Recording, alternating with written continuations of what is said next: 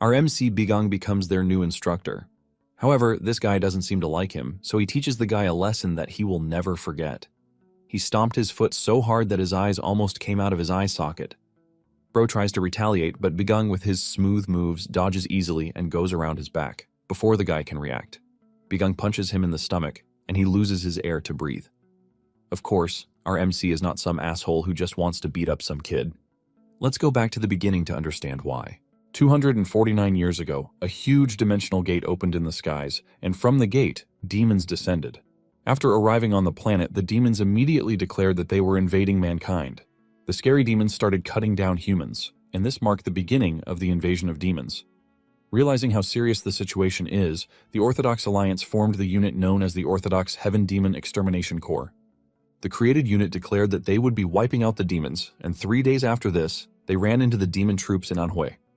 This doesn't end well for the humans, as they are all wiped out by the far superior demons. A year later, half of the people in the Central Plains were wiped out. Then the Orthodox and unorthodox martial artists worked together to form the last line of resistance in Sichuan. The battle was so intense that it lasted over half a month, but in the end, 90% of the resistance army was wiped out. This then leads to the annihilation of 90% of the Central Plains martial artists. The remaining survivors became slaves to the demon and were dragged to the demon realm. Among those who were dragged to the demon realm is our MC, Bigang. 5 years after this, something shocking happens to our MC. Bigang was unable to use his inner energy from birth, but when the demons worked on him during an excruciating experiment, he was classified as a rare species. After several experiments and brainwashing, Bigang became a part of the demon realm's subjugation army. After this, decades passed with Bigang being active in the demon army.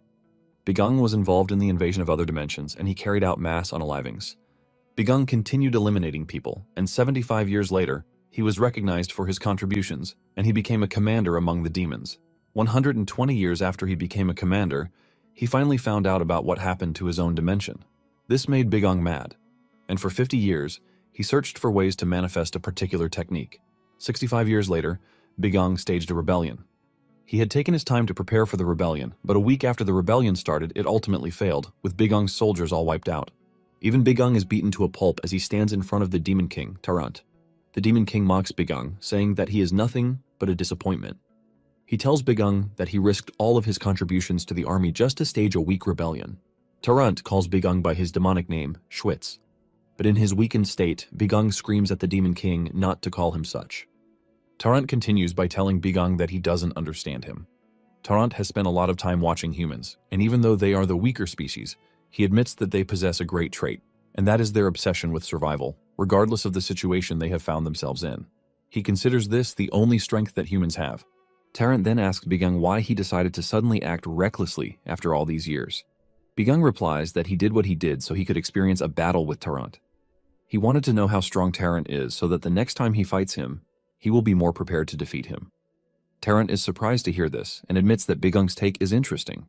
However, he believes that Bigang is a fool. Tarant lets Bigang know that he has no intentions of sparing him. He assures Bigang that there is no way out for him.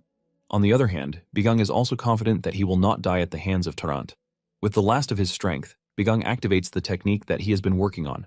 This immediately opens a purple portal from the skies.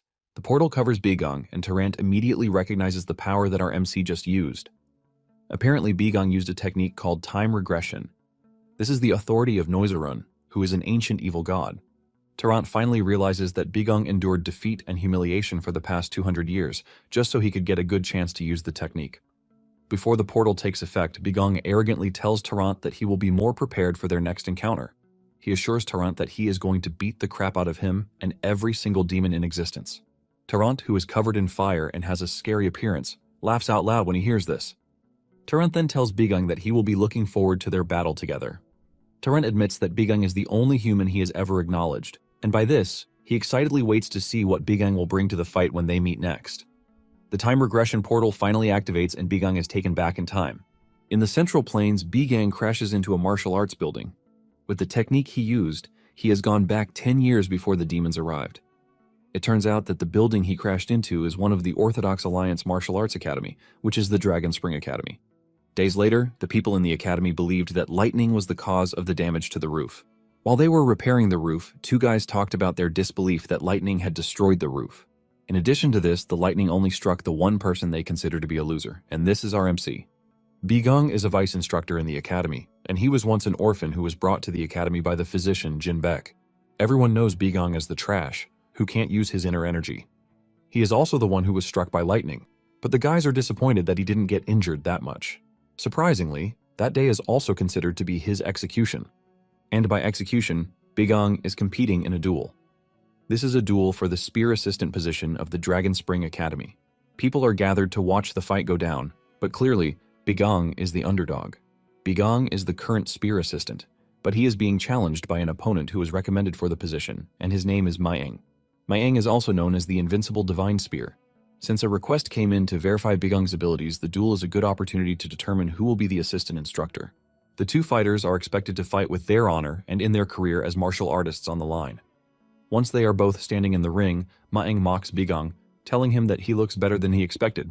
Maeng already thought Bigong was not going to be present for the duel because he had heard that the guy had been struck by lightning. However, Maeng is impressed that Bigong still showed up, and he promises to end things quickly. To make things easier for them both, Maeng even suggests that Bigong surrender. Just then, Bigong opens his mouth to tell Maeng a story. He tells Maeng that in the far future, there was an instructor of a certain martial arts academy who couldn't use inner energy. This wasn't the guy's fault because he was born with that trait, and this caused him to be looked down upon by others.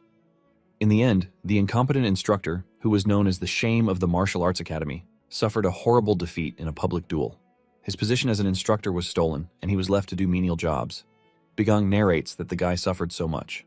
Maeng is already confused, and he is forced to ask Bigong what nonsense he is spewing. Unknown to Maeng, Bigong was telling him the story of his former self, who would have suffered defeat in his hands. However, things are different now, and Bigong tells Maeng that he has been waiting for this particular moment for a long time. Maeng gets really mad when he hears this. He had plans to take things lightly with Bigong, but since Bigong can't keep his mouth shut, Maeng plans to teach him a lesson he won't forget. Maeng activates his martial arts skill called the Bull Demon Spear Art. Red aura swirls around him as he points his spear at Bigong. Using the first form of his art known as the Ferocious Bull Charge, Maeng goes after Bigong. However, Maeng is left in shock when he reaches Bigong and feels nothing. Surprisingly, Bigong has moved away before Maeng can get to him, and he is now standing behind him like a cool boss. Bigong reminds Maeng that he needs to land a hit for his technique to work. Maeng gets madder and swings his spear backwards, hoping to catch Bigong, but Bigong swiftly dodges. This shocks Maeng as he cannot comprehend how Bigong is able to dodge his attack. This is something he has trained for decades, and Bigong easily dodges it. Maeng heard that Bigong was weak, but what he is facing is entirely different from what he expected. Bigong adds salt to Maeng's injury when he tells him that his technique is slow, and it is not worth teaching anyone. Maeng still doesn't want to believe that Bigong dodged his attack. He assumes that Bigong only got lucky. Maeng then repositions himself, ready to go after Bigong again. He lifts off the ground so hard that the pressure from his flight cracks the ground where he was standing. Maeng jumps toward Bigong. With rage in his eyes, Maeng activates the Bull Demon Spear Art 4th form, known as Falling Bull Strike. Bigong remains unfazed even with Maeng charging toward him. Bigong then takes the moment to do some cool spear moves, but Maeng mocks him, telling him that there is no way he can block his attack. In a shocking turn of events, Bigong changes his stance and stretches his hand toward Maeng. Just then, Bigong released a fireball from his hand. Maeng is left in shock and fear when he sees this, but there is no way for him to dodge the attack. Maeng is hit with the fireball, throwing him to the ground like trash. Maeng is engulfed in fire while the spectators are left in horror at what they have just witnessed. Maeng screams out, and the overseer of the duel immediately concludes that the duel is over. Bigong is then announced as the winner of the duel. Bigong stands there with all pride as Maeng screams in pain, begging for water to be poured on him. Bigong then recounts how he was captured by the demons and dragged to the demon realm. Bigong survived as much as he could for centuries, and in the process of that, he realized something very important. He learned that his Heat Yang arts, which is a high-level magic, is not quite different from regular martial arts. The physicians soon show up to carry a burnt Maeng from the stage. Bigong still finds a way to mock him as he is being carried away, telling him that they had a good fight. The spectators are left to wonder what type of power Bigong is using. They have never seen a martial arts skill like that in the past. One of them heard Bigong call the technique the Yang Finger Arts. The elders tell Bigong that he won, but they wonder how he is able to use internal energy. Bigong replies to the guys, telling them that it was a stroke of luck. Bigong cooks up a story. He tells the elders that a few days ago, he ate some herb he had never seen before while he was on a walk. Because of this herb, Bigong claims that he can now use internal energy. He is about to continue his story when the elders cut him off. They let him know that they are fully aware that he is spewing nonsense. Bigang is not ready to convince them further, and he tells them that they have a choice to believe him or not. In addition to this, Bigang doesn't think this matters. Bigang points out the fact that he didn't cheat in the duel. It was a fight for the position of teaching spearmanship, but there was nowhere in the rules that stated that they were allowed to fight using only spears. Since this is the case, Bigang doesn't see any reason why he should be interrogated. He won the fight fair and square, and this is just the basic truth. One of the elders is really mad with how Bigang is talking to them, but he is told to calm down by his partner. The official then tells Bigang that he is right, that he won the fight. Just as the man is about to pronounce him the vice instructor, Bigang interrupts him, telling him that he has a request to make. Bigang requests a test to be promoted to an official instructor, leaving everyone stunned. Bigang's duel then makes him popular. He walks through the academy with the students staring at him. As for the Dragon Spring Academy, it is one of the many martial training halls set up by the Orthodox Alliance to prevent hardship in the Jianghu Marim. The purpose of the academy is to raise martial artists who will become pillars of the Orthodox Alliance in the future. The school takes in children between the ages of 15 and 18 from sects and clans that are at least decently big. The school instructors are composed of martial masters from the Orthodox Alliance. They are divided into assistant instructors and senior instructors. There are more assistant instructors than instructors, and this is all in a bid to properly teach the students. Later on, Bigang is about to enter his room when he is stopped by the physician, Jinbek. He asks Bigang how he is able to suddenly use internal energy. He wants to know what Bigang has gone ahead and done. Bigang then replies that it is nothing but a stroke of luck, as he has said before. Jinbek angrily speaks out, telling Bigang that he is saying trash. Jinbek reminds Bigang that he has treated him for a long time. Since the time that Jinbek learned that Bigang couldn't use internal energy, he started doing everything in his power to fix him. But he failed. Jinbek falls to his knees, crying while calling himself a failure. With tears in his eyes, Jinbek says he remembered how others treated Bigang because of his inability to use internal energy. Jinbek starts to apologize, and Bigang smiles when he realizes that the old man hasn't changed at all. Apparently, Jinbek is like a father to Bigang. 542 years ago, before he used the time spell, which is now 15 years ago now, Jinbek was the person who ran into flames to save him as a dying child during a bandit attack. Jinbek was also the one who lost his life while saving others when the demons attacked. However, this time around, Bigang is determined to make sure that Jinbek doesn't die. Bigang walks up to the crying old man and tells him that there is no need for him to blame himself. He also adds that the old man should quit worrying about him. Jinbek's face immediately changes from sad to curious as he hears Bigang say those words. Bigang begs Jinbek to trust him because he is going to resolve all of their problems henceforth. That night, Bigang runs an assessment on himself while he is alone inside his room. He realizes that the time spell he used has caused him to lose 90% of his mana.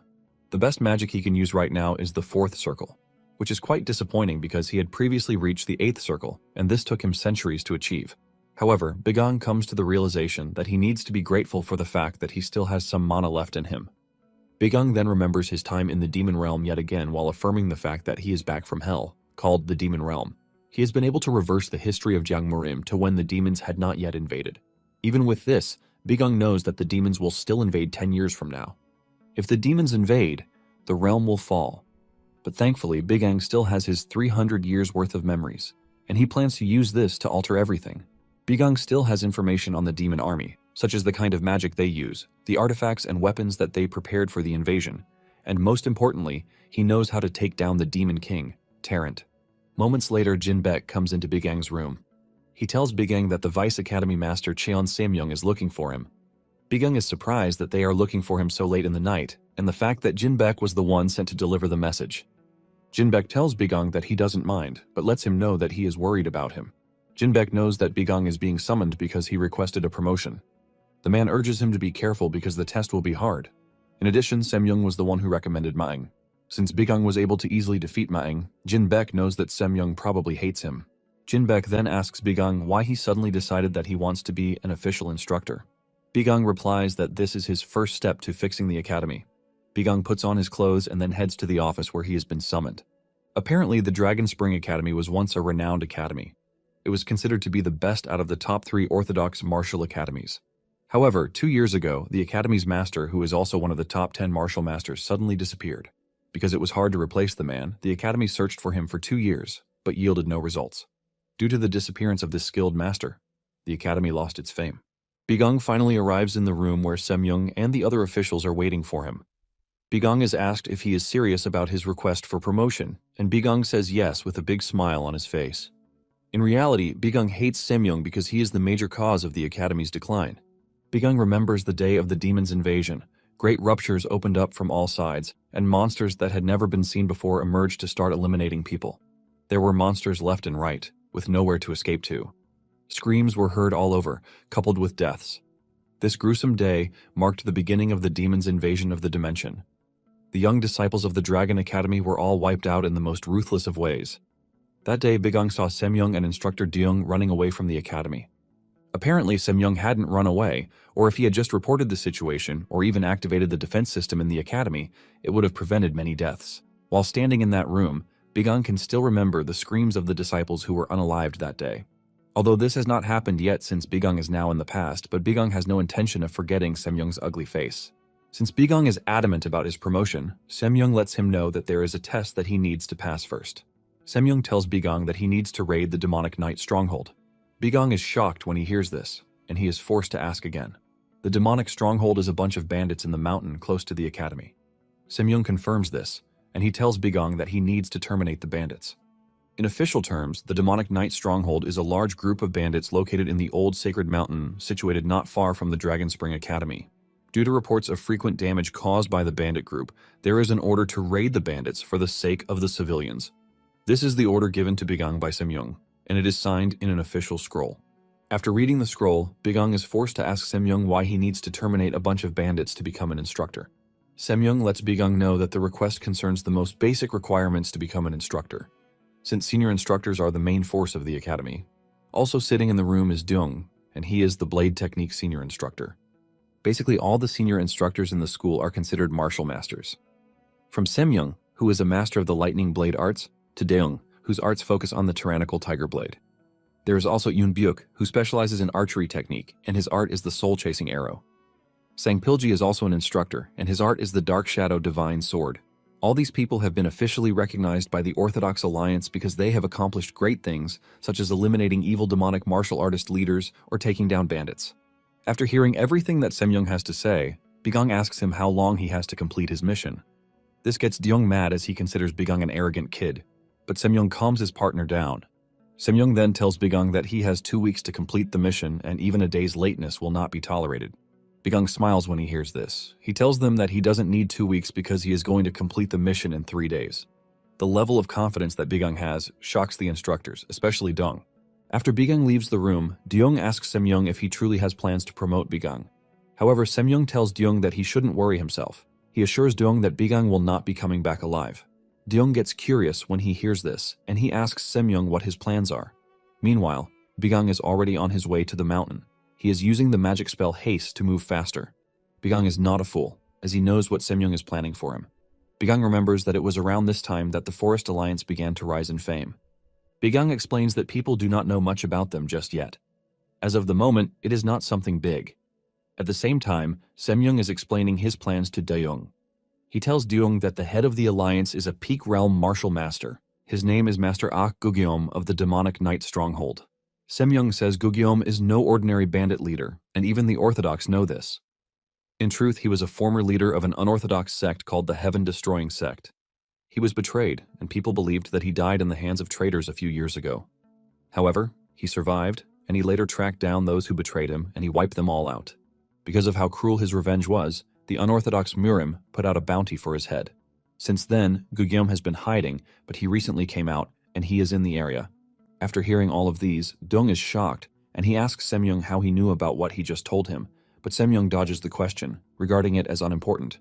Deung is still worried that Bigang might make it back alive because he displayed something extraordinary during the duel. Semyoung assures Deung that what Bigang is going to face is not a duel, but a real-life situation. And because of this, Semyoung is confident that Bigang is not coming back. Meanwhile, Bigang has reached the mountains. He admits that Gugyeom is not on his level at the moment, since his fourth circle magic will not be able to defeat him. However, Bigang has something else in store for the problem. He plans to increase his mana before facing Gugyeom. After all, his experience and knowledge are already in the 8th circle. Bigang then uses his search magic to locate something crucial to what he is planning. He makes his way to what seems like a regular cliff, but it is not. The cliff is nothing but a barrier made from mana. Bigang smiles when he realizes that he is in the right place. and no one could have imagined that something of great importance was being hidden right there in the Central Plains. Bigong steps into the barrier and enters what seems like a cave. Sitting in front of him is a shining object. The object is none other than a special grade monostone. Apparently, the monostone was carefully placed there by the demons. Since the demons know that they are going to invade one day with the use of interdimensional travel, they come to the realm and secretly plant equipment they will need in the future. The monostone is the source of their power, and it also recovers the demons' mana. The stone is basically useless to humans, but thankfully, Bigong is not on a human level again. Bigong touches the stone to absorb the energy from it, and this releases an energy explosion that shoots out of the cave. That night, Guguom and his men are seen searching the mountain.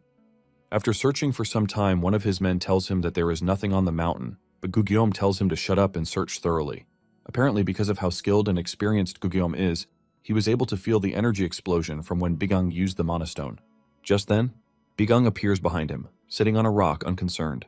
Bigong then commends Guguom's intuition, telling him that he believes in him. Guguom is disgusted by Bigong's presence and he asks him who he is. Bigong uses the moment to aura farm as he unleashes a magic circle in his hand before telling Guguom that he is an instructor of the Dragon Spring Academy. Guguom's subordinates do not believe Bigong, but as they argue among themselves, their boss tells them to shut up. Guguom then turns his attention to Bigong, asking him if he is the cause of the great energy explosion, and Bigong answers sarcastically. Guguom gets angry and tries to slash Bigong with his sword, but Bigong easily dodges the attack. Guguom's attack leaves a red explosion, and he believes that he has landed a hit on Bigong. He boastfully says he is there to terminate, but he is shocked when he hears Bigong's voice behind him. Bigong unleashes a mana and attacks Guguom with it. Bigong luckily reacts to the strike, but the same cannot be said for Guguom's boys, as they all lose their heads from the attack. This leaves only Guguom alive, and he opens his mouth in horror as he watches Bigong decimate his entire team. Without fear in his eyes or voice, Bigong tells Guguom that he is also in the mountains to kill him, which means their objectives align with each other. The two lunge at each other with Bigong urging Guguom to avenge his subordinates. Guguom only gets madder with this, and he asks Bigong who he is. The fight between the two gets more intense as Bigong's purple aura clashes with that of Guguom's red aura.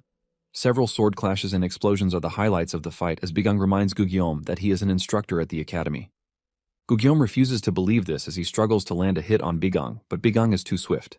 Guguom soon notices that Bigong is not even struggling against him, and this frustrates him. Guguom finally loses it, and he taps into his ultimate power. A burst of red aura fills the area, causing a shockwave that even pushes Bigong backwards. The name of Guguom's ultimate attack is Heaven-Destroying Hegemon Divine Arts. Guguom then releases all of his core to maximize his power, and his eyes turn bright red. Guguom tells Bigong that he has made a big mistake by forcing him to use his ultimate skill. He starts explaining the origin of the power. It all started when he was thrown off the cliff by the traitors, and while dreaming of revenge, he collected a bunch of innate core energy. Bigong then shocks the guy by shutting him up, letting him know that no one cares about his story. The insult from this shocks Guguom. Bigong makes it clear that he doesn't care about the story of some useless villain.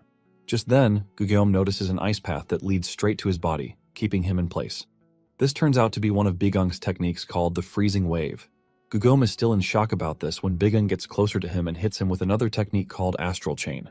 Two portals open on the sides, and from them emerge chains that tie Guguom's arms, restricting his movement.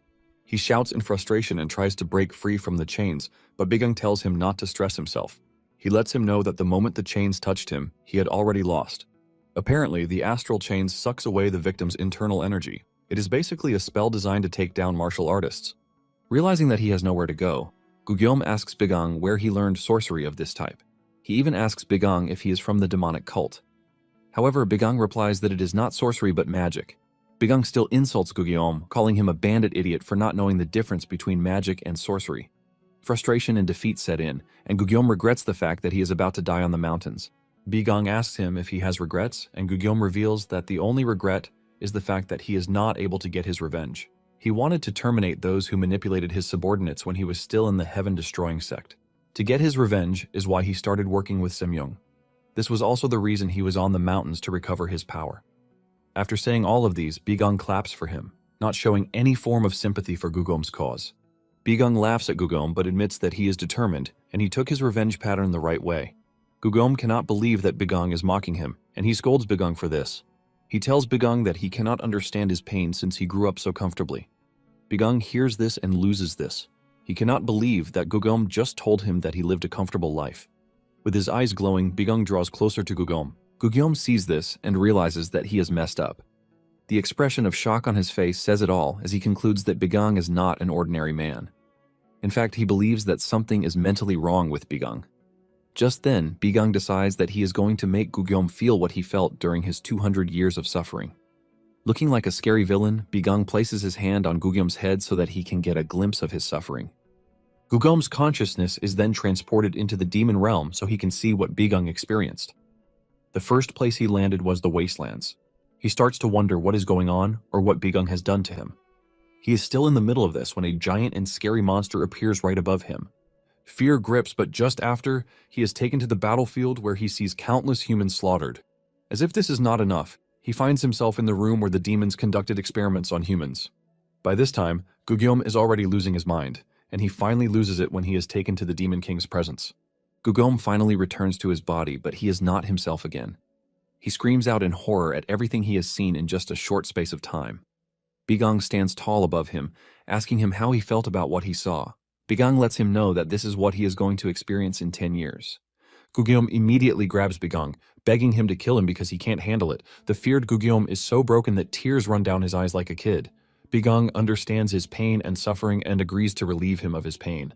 Bigang raises his sword and cuts off Gugyom's head without hesitation. Bigang then returns to the academy with Gugyom's head and his sword. He presents them to Semyoung, who cannot believe his eyes. Bigang tells Semyoung that he knew that Semyoung might not believe him if he brought only his sword, which is why he added his head to the collection. Without hesitation, Bigang tells Semyoung that the discussion on his promotion to a senior instructor should be the next thing. The following morning, Semyoung holds a meeting with other senior instructors. Senior instructor Yo Woojin, who uses the fist technique, cannot believe that Bigang took down Gugyom. He reminds his colleague that Bigang was the shame of the academy until just a few days ago. Eunbyuk then asks Deyoung if it is true that Bigang raided the demonic night stronghold all by himself. Deyoung confirms this and tells his colleagues that he went to the mountains himself. He says he found the bodies of the bandits exactly where Bigang told him he was going to find them. Deyoung admits that he has no idea how Bigang did it, but he noticed that the other bodies, except Gugyom's, had their throats sliced with just one attack. This creates more confusion among the group because Bigang is known to be a spear instructor. They wonder if Bigang is hiding his sword techniques too, but they just cannot come to the conclusion that this is possible. When Deyoung realizes that his colleagues won't believe him, he tells them that they are free to go to the mountains and confirm things. Semyoung realizes that things are getting out of hand, and he urges his colleagues to calm down. Even to Semyoung, the entire scenario doesn't make sense because he knew how powerful Gugyom is. He is fully aware that Gugyom is a peak realm martial master, and he was able to confirm this by himself when he was relaying a message from the Orthodox Alliance to Gugyom. With how strong Gugyom is, Semyoung wonders how Bigang was able to kill him in just one night. Even Semyoung admits that he himself is not capable of such a feat. Thinking about all the factors that might be involved, the thought of Jinbaek helping Bigang crosses his mind, but he quickly kills the thought. With what he knows, Jinbaek is not that skilled. The only conclusion that Semyoung can come to is the fact that he needs to look more into Bigang. Semyoung then asks Deyoung if he can get in touch with the Ghost Shadow Manor. Apparently, the Ghost Shadow Manor is one of the biggest assassin organizations in the martial world. The group is known for doing anything as long as they are paid the right amount. Semyoung then tells Deyoung to put in a request to find out everything that they can about Bigang. Semyoung even wants to know what Bigang does on a daily basis. After this, the discussion of whether they are going to promote Bigang comes up. However, one of them already has a solution to this. He has compiled a shabby list of disciples who are going to be under Bigang's mentorship. They all laugh when they see the list, and they commend their colleague for coming up with such a brilliant idea. They believe that Bigang is going to quit even before the Ghost Manor is able to do their thing. They are very sure that this is going to be the outcome since Bigang has little experience. When asked what Bigang did when he saw the list, Deyoung says he only smiled. Unknown to the old idiots, everything is going according to Bigang's plan. Bigang regressed to this time and place for a reason. After he learned about Nozerun's power of time regression, Bigang thought to himself what he needed to do to prepare for the demon's invasion. Since the enemy is an army that has already conquered countless dimensions, and he is just one person, there are limits to what he can do.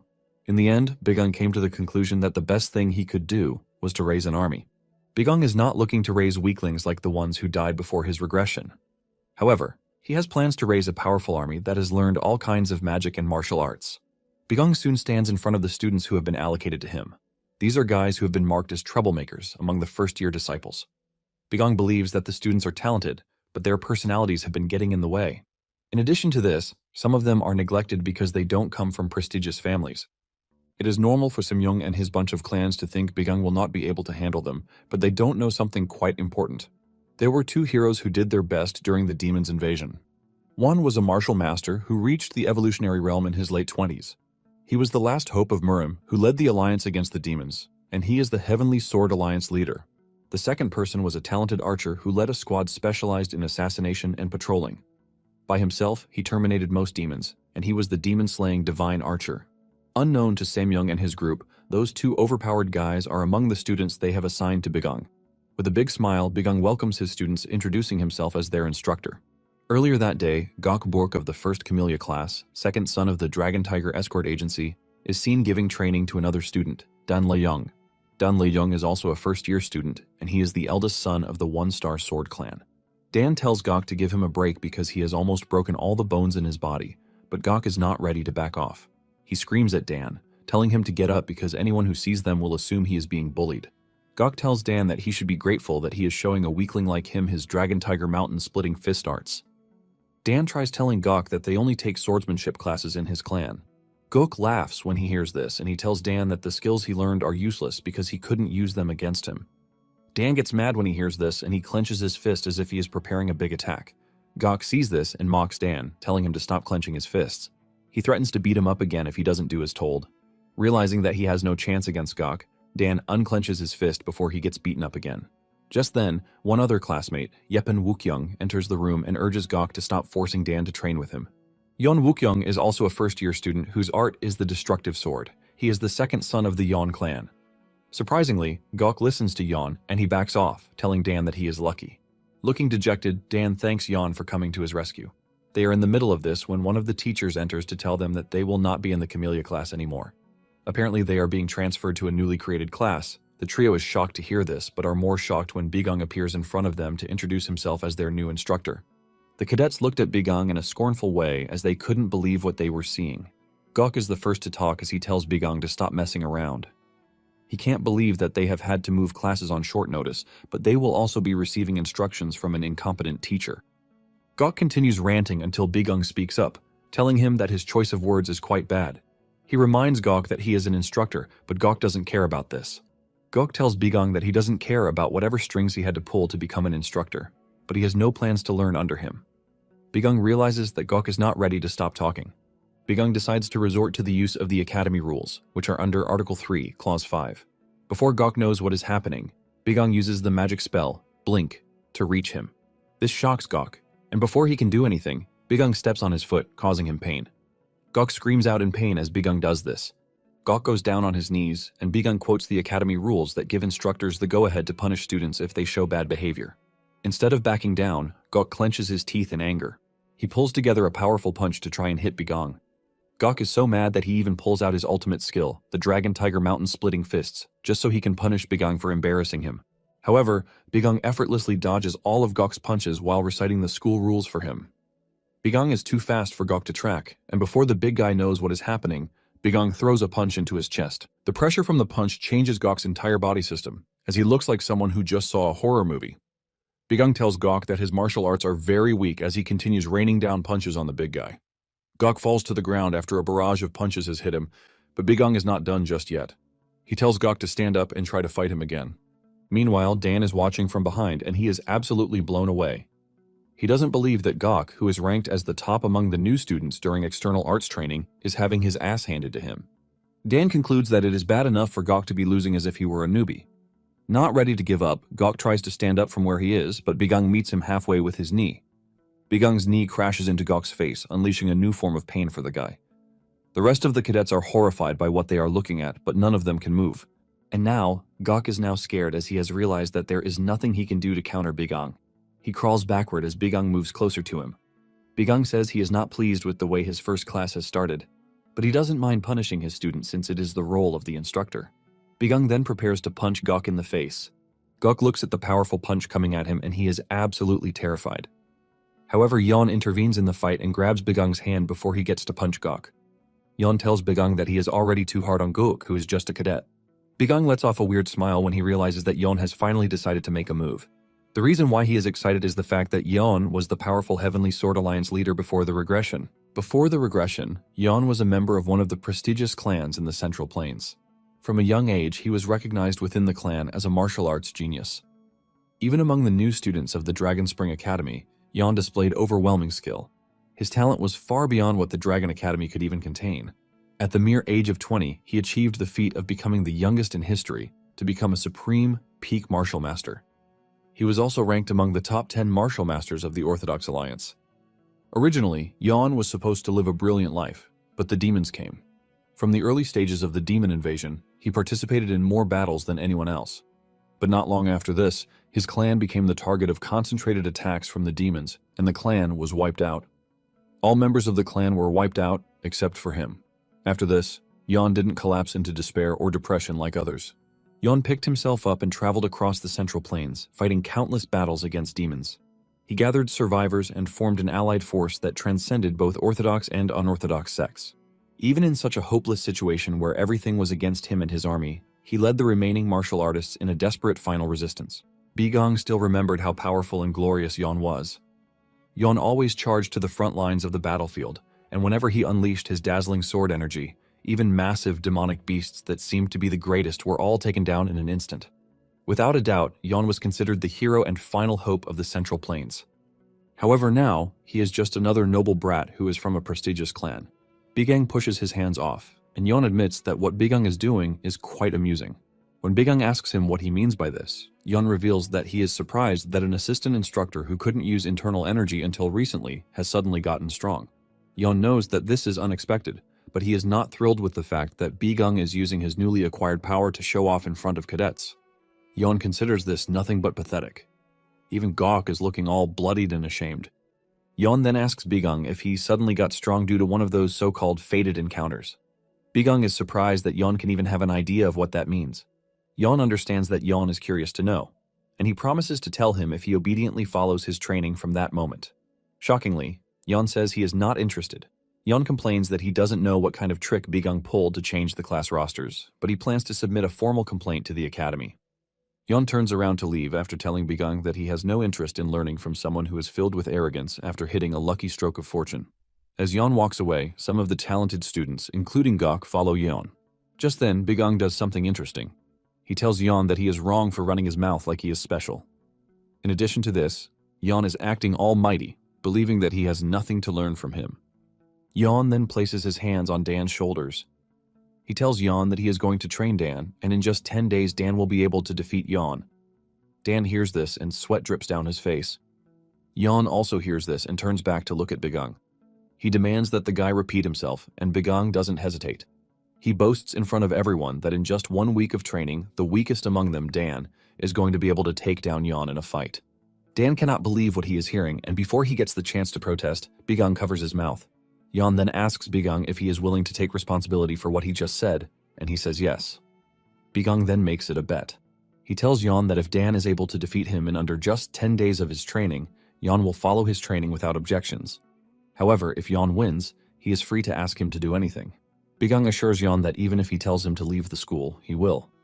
Yeon laughs when he hears this, and he tells Bigong that he wants nothing from him. However, he wants Bigong to be prepared for the match, and after saying this, Yeon walks away.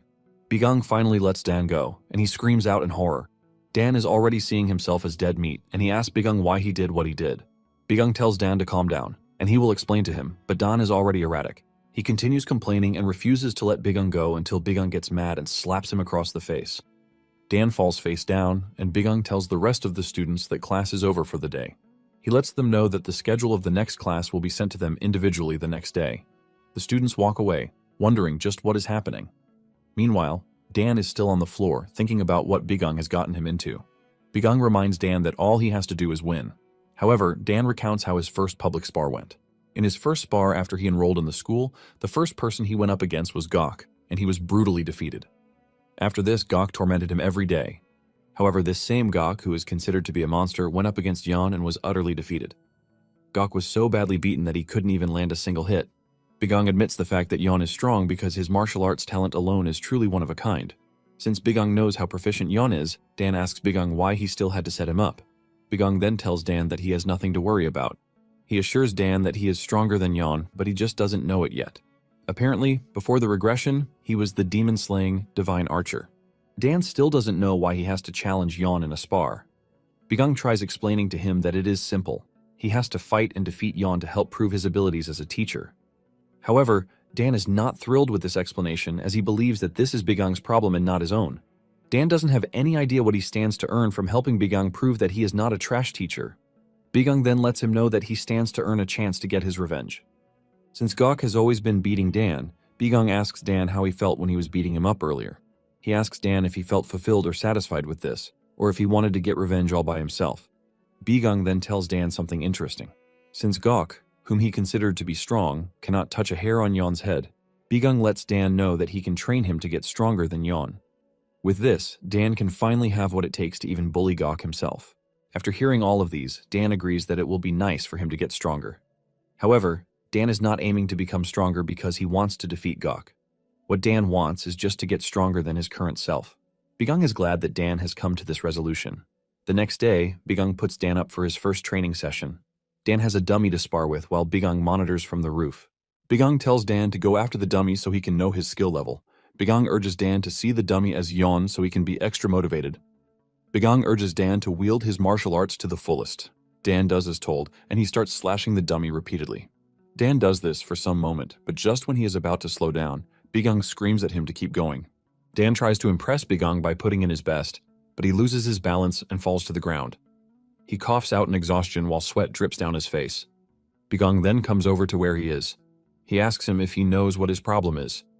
Dan replies to the question by explaining what he thinks might be wrong with him. He explains that while carrying out basic moves, for some reason, his internal energy keeps dispersing. Initially, Dan thought he had learned his clan's martial arts incorrectly, so he tried to confirm this several times.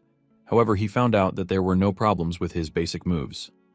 After this, Dan believes that he has an issue with his Dantian or Meridian points, so he had it checked out not once but several times. However, even this yielded no results. With all of these, Dan has come to the conclusion that he lacks talent. Bigung then tells him that he is wrong. Bigung reveals something that Dan never thought of before. He tells him that his Meridian points spread further than others. Dan is shocked when he hears this, and he asks Bigung to explain further. Bigung repeats that Dan was born with his Meridian points more spread out in his mind than most people. On a regular day, this is considered to be a rare constitution that has more advantages than disadvantages. However, since Dan is still young and he lacks the internal energy, Bigung lets him know that all martial artists must discharge their internal energy created in their Dantians through their Meridian points. However, Dan has wider meridians compared to others and a little amount of internal energy, which is why his internal energy's power doesn't focus properly. In addition to this is why his internal energy keeps dispersing. Dan is shocked to hear this, as this is the first time he has heard something like this. Bigung doesn't blame him because he only heard it by chance before the regression. Staring at Bigung, Dan starts to feel something different in the air. He believes that there is something more to Bigung than he is letting off. Bigung then mentions that he will end the explanation there. Since they now know what the problem is, the next step is to fix it. Dan is even more shocked when he hears that there is a way to fix his problem. Bigung assures him that there is a solution, and in fact, it is a simple one. Bigung says that compared to other people, Dan lacks power because of his wide meridian points, which means he can resolve this by increasing the amount of internal energy that he has. Dan takes his stance again and stares at the dummy more seriously this time around. Bigung tells him that since they can't increase his internal energy in such a short period of time, he will teach him only one method that he can use. Bigung says Dan should keep gathering internal energy, which he will keep right until he starts his basic moves. And once he has gathered enough, he is free to unleash his power. Dan follows every bit of Bigung's instructions, and for the first time, Dan locks in. He dashes toward the dummy, and in a surprising moment, he cuts down the dummy pretty easily. With Bigung's method, Dan is able to display his true power for the first time. Dan cannot believe his eyes as he looks up with excitement. Bigung is also proud that he is able to make progress with Dan. Dan excitedly turns to Bigung, telling him how good he feels. Bigung assures the guy that he saw everything, but urges him to relax before he collapses. Dan laughs when he hears this because this is the first time in his life that he has felt so energetic. He hasn't finished the statement when he collapses to the ground. When Dan finally regains consciousness, he tells Bigung that he suddenly collapsed, but Bigung clearly saw him pass out. Bigung then asks him how he feels, and Dan confesses that he has no strength left in his body. Bigung then tells Dan that what he is feeling is just a minor side effect from him channeling his full power for the first time. Since Dan has never used his meridians too well in the past, his body couldn't adapt in such a short time, which resulted in him passing out. Bigang mentions that Dan has nothing to worry about because the side effects will naturally go away after a few months. Dan hears this and heaves a sigh of relief until he properly processes what Bigang told him. He is shocked to hear that the side effects might last months when he has a duel coming up in a week. When he finally gathers the strength to resume training, Bigang tells Dan that he is suffering from two problems. Bigang explains that whenever Dan unleashes his technique with his stored energy, all the inner energy he has gathered up until that moment will be consumed with just a single strike. Because his body cannot withstand the blowback, Dan faints. Adding to the problem is the fact that Dan's energy core is also too small for him to store energy ahead of time, and he can't even sustain it for long. And if Dan tries to force himself to do that, he wouldn't just collapse, he would risk going into energy deviation, which is totally forbidden. After the explanation, Bigang asks Dan if he understands, and he says yes. However, Dan is worried about the staff that Bigang is holding in his hand. Bigang then continues his explanation. He tells Dan not to mind the small stuff and instead he should think about it. Bigang lets Dan know that he can actually start storing up energy after the duel begins. He asks Dan how long it took him to gather his energy when he took down the dummy, and Dan says 7 minutes. Bigang is not impressed with this because he doesn't see Dan holding out against Yon for 7 minutes. Bigang then reveals that there is only one solution to the problem, and Dan dodges like hell until he has successfully gathered his energy. Dan finally realizes why Bigang has staff with him. Bigang comes after Dan with the aim of hitting, but he manages to dodge the attack. Bigang doesn't stop, and he comes after Dan again. He tells him to forget about the attack and just focus his attention on gathering energy. Bigang makes it hard by using the illusion spell to make himself appear more than once. Dan fails to dodge this time, and he gets smacked in the head. This hurts Dan, but Bigang tells him to stop whining because he didn't even use any inner energy against him. He then urges the boy to stand up so that they can continue training. Dan is beat up, forcing him to talk trash about Bigang's training method. Bigang then gets serious with him. Bigang asks Dan if he thinks he is bullying him. Bigang continues by telling Dan that his problem has already been identified, which means the next step is a solution. Bigang gets brutally honest with Dan when he tells him that he has no chance of touching Yon if he doesn't improve himself within the space of 1 week. Bigang admits that the training is painful and hard, but he considers this the only way Dan is going to have a chance to prove himself to others. Bigang's words are able to reach Dan, and this is enough to motivate him. He gets off the ground, apologizes to Bigang, and tells him to continue the dodge training with him. He assures Bigang that he can endure a whole day of the training if that is what is going to take for him to be better. This is just something that Dan said to Bigang out of excitement, but deep down, he is scared that he doesn't have what it takes. Bigang is happy to see that Dan's motivation has returned. Bigang rearranges his shoulder while telling Dan that he will have to endure the training non-stop for the entire week. Before Dan even knows what is happening, Bigang charges toward him, leaving Dan in tears. A week later, it is time for the duel. Yon and Dan step into the ring to battle while other students and teachers are present to witness it. Yon looks cool and confident, while Dan has bruises all over his body, but he has the aura of a changed man. Most of the students do not believe in Dan. They are confident that Yon is going to blitz him early in the match. Some believe that Dan might hold out because they saw him practicing but getting smacked around by Bigang the entire week. Even Gok is in the stands, and as expected, he doesn't think Dan has a chance. He says Dan should have just stayed quiet in a corner rather than causing them problems. In his thoughts, Gok is mocking Dan for believing Bigang's words. Gok is confident that Yon will trash him really hard. Before the duel begins, Yon tells Bigang that he has changed his mind. Previously, he said he didn't want anything if he won, but now he wants something. Bigang tells him to proceed with his request, and Yon lets Bigang know that he would like him to leave the academy if he wins. As expected, Bigang accepts the deal and also reminds Yon that if he loses, he will have to follow his instructions to the letter. Bigang then tells Yon to focus on Dan and not him. Talking about Dan, he looks totally different from his usual self. Bigang then reads out the rules. He tells them that victory will be determined when one side either forfeits, loses consciousness, or drops their weapon. In addition to this, any lethal or life-threatening strikes are forbidden. Since Bigang is the judge, he tells them that he will be the one to make the final call. Once everyone is in agreement, Bigang starts the match between Dan and Yon. Just as the fight begins, Dan suddenly feels his arm torn off. This shocks him as he doesn't see Yon move from where he is. He then hears Yon telling him to surrender. It turns out that what Dan just felt is Yon's murderous intent and not Dan's actual presence. Dan realizes that Yon could have torn him apart if he really wanted, but the guy wants him to surrender without getting hurt. This gets into Dan's head, and he starts to shake. He doubts himself, wondering what pushed him to take on the strongest guy in his class. To make things worse, Dan realizes that he only has a week of training. Dan looks around and spots Bigung staring at him. With the way Bigung is looking at him, Dan gets the feeling that he is going to get whooped if he loses the fight against Yon. Dan then reminds himself of the real reason he started the fight. He remembers that he wanted to become stronger than he currently is. This was his vow a week ago, and now he is ready to uphold it. Yon notices that Dan is not ready to back down, and he calls him an idiot, telling him that he already gave him a chance to leave without getting hurt, but he didn't take it. Yon then lunges at Dan with a very powerful strike, but to everyone's surprise, and even Yon's, Dan is able to react just in time to block the attack. The pressure from the strike pushes Dan back, and he realizes that things could have gotten worse than he anticipated. The chi he collected prior to the attack almost got dispersed. Not ready to play around with Dan, Yon activates one of his scary techniques, the Berserk Dragon's Rage Torrent. Even Dan sees this and knows that he is in trouble. Yon comes at him with a swing, but he manages to dodge it yet again. Even though he dodged it, Dan can feel just how powerful the chi from the attack is. Yon takes another swing, but Dan dodges yet again. Dan starts getting confident with the belief that he might actually have what it takes to dodge Yon's attack. Everyone watching is shocked at what they are witnessing inside the ring. Even Yon now realizes that Dan's 1 week of training isn't a waste.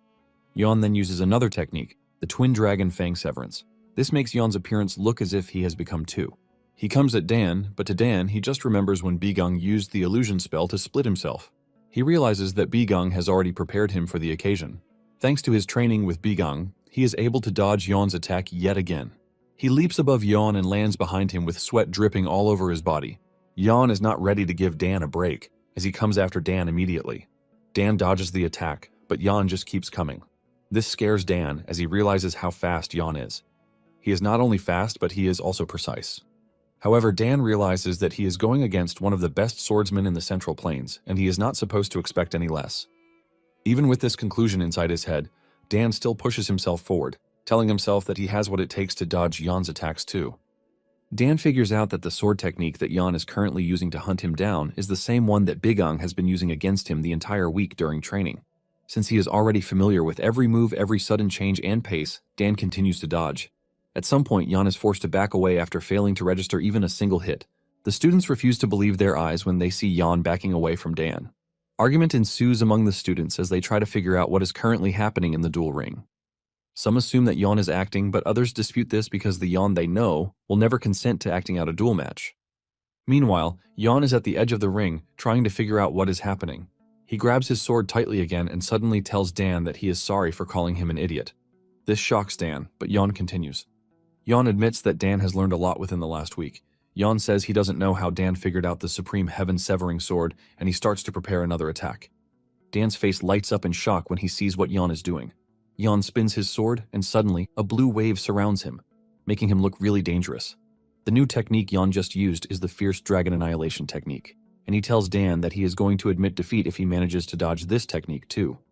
The wave buildup from the sword technique gets so high that it starts to scare the people who are even watching from the stands. They have never seen a sword technique like that before, leaving them to wonder what sort of strange technique it is. In a surprising and shocking turn of events, everyone watches as Dan walks toward the blue tornado. All of them keep asking themselves where Dan is going, but Dan just continues toward Yon as if he has lost all sense of fear of him. The night before the duel, Dan looks totally battered and weak.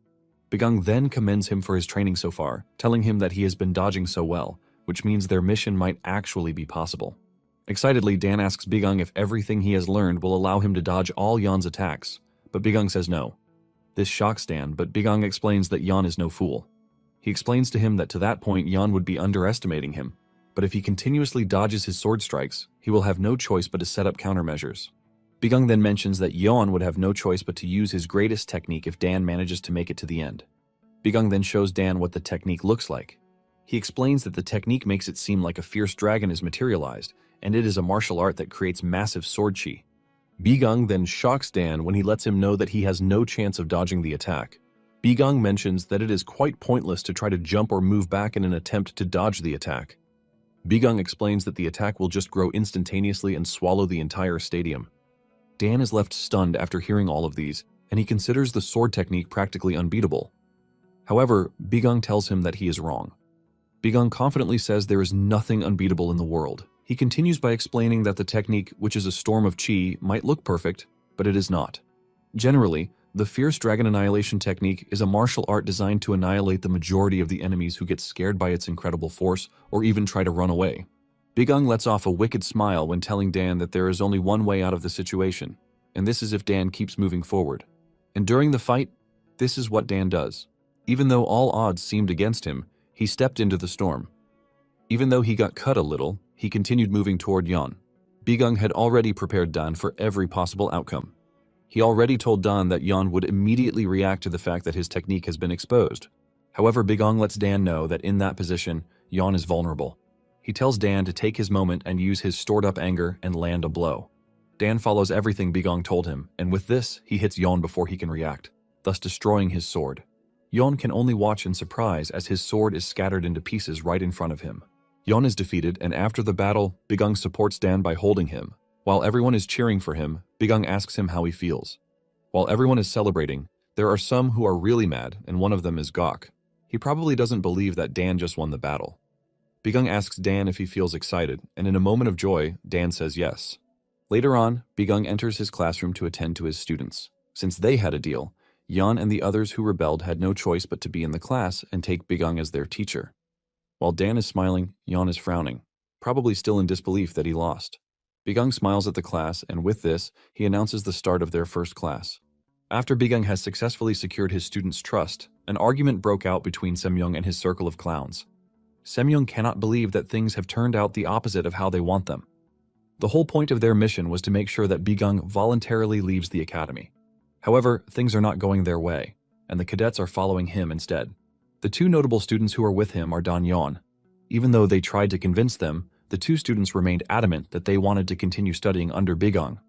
One of the group members suggests that they switch their classes again, but it seems Yan has threatened to withdraw from the academy if they do this, and this is not something they want since it is going to destroy the academy's reputation.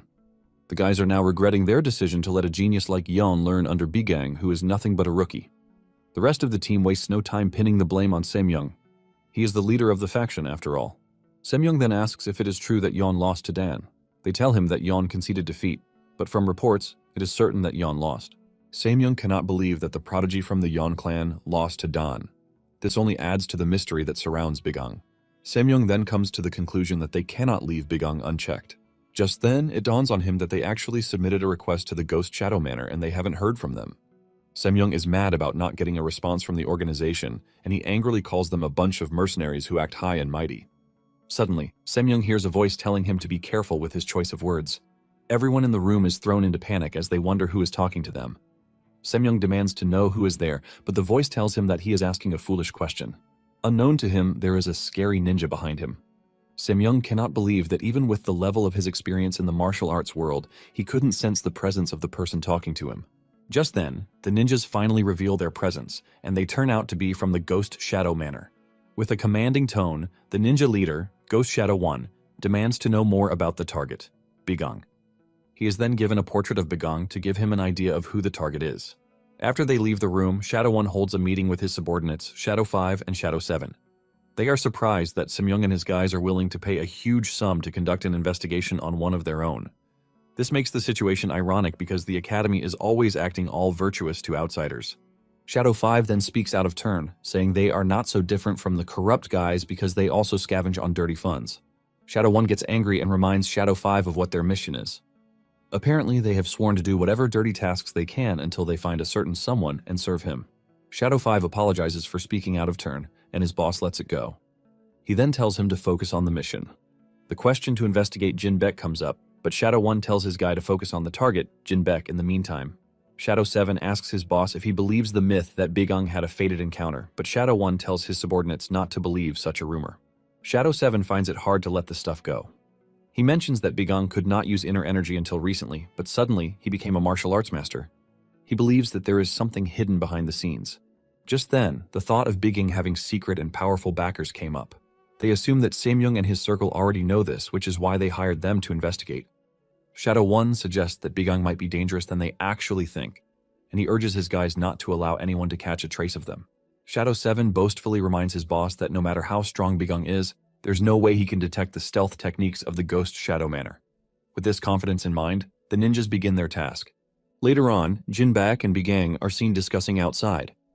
Jinbek mentions that Bigung's name is already spreading through the school. Jinbek is worried about Bigung, telling him that there are people who have started making moves against him. Bigung understands this and tells Jinbek that jealousy and envy always follow the path heroes walk, so he has nothing to worry about. Jinbek mentions how glad he is that Bigung actually had a fated encounter because things have changed for him. Jinbek says things would have been bad if Bigung had lost the duel against Mayang, since Semyoung was trying his best to get rid of him. Upon hearing this, Bigung recounts what happened before the regression. He actually lost the fight against Mang. He was then stripped of his position as assistant instructor and demoted to menial labor. Unable to cope with the shame and embarrassment, Bigung ran away from the academy. Bigung wandered around with no purpose until he ended up becoming an escort warrior in an escort agency. Even though Bigung still lacked the knowledge to use inner energy, he poured his blood and sweat into training his physical techniques and spear fighting. After surviving numerous dangerous escort missions and attacks from bandits, Bigung eventually became a first-ranked escort warrior. Bigung then spends his next 10 years as an escort warrior. He traveled the entirety of the Central Plains, gathering a network of contacts and information in the process. Then one day, Bigung decided to stop at the Dragon Spring Academy for old time's sake, but this day was when the demons decided to attack. Remembering all of these, Bigung angrily picks up a stone and throws it forward. Jinbek is shocked to see this, and he asks him why he suddenly threw a rock. Bigung claims that he saw an ugly frog and just couldn't help it. Jinbek scolds him for trying to harm a harmless frog, but he reminds the old man that he used to catch frogs and feed them to him as medicine when he was younger. With this, Jinbek couldn't defend himself. In a surprising revelation, it turns out that Shadow 7 and Shadow 5 are hiding exactly where Bigung threw the rock. The rock hit Shadow 7 in the face, causing it to swell up. 7 wonders if Bigung actually saw through their stealth, but 5 assures that it was just a stroke of luck. 5 tells 7 not to doubt the Ghost Shadow Manor's cultivation techniques over something that can be considered irrelevant. 7 agrees with 5, and the guy urges him to believe in himself. Since Bigung is already heading back to his quarters, the only thing they can do is to continue to surveil him. While in his quarters, Bigung comes to the conclusion that the first objective is now complete. He starts thinking about bringing another character who seems to be a girl. He wonders if it is the right time to bring her in yet. He is in the middle of this thought when Yeon enters the room. Yeon is surprised to see Bigung facing the door as if he was already expecting him. Bigung replies that he is aware that Yeon would already be restless, so in a way, he was already expecting to see him. Yeon can only wonder what sort of arrogant and disgusting expression Bigung has on his face. Bigung then asks Yeon why he has come to see him. After some moments of hesitation, Yeon finally talks. He mentions his duel with Dan and points out the fact that Dan was able to read all of his moves. Initially, Yeon took it as a result of Dan's training, but later realizes that it can't be. He realized that the movements were not just responses to his moves. It was as if Dan knew everything about his movement and the pathways of his technique. Yeon then asks Bigung if he was the one who taught Dan everything about his clan's sword technique. Yeon is also surprised that an outsider like Bigung knows about the destructive sword techniques that the Yeon clan uses. Bigung replies in a sarcastic manner, telling Yeon that his clan's technique is powerful and famous. This means anyone could have gotten wind of it, but Yeon is too smart to buy this. He tells Bigung that knowledge is not readily available for just anyone to acquire. Yeon berates Bigung for taking him for a fool, and Bigung commends him for not falling for his tricks. Bigung lets him know that he would have been disappointed if he did. Bigung then tells Yeon to be more honest with himself if he wants to become his disciple. Bigung is aware that Yeon is not only curious about how he knows the techniques of his clan.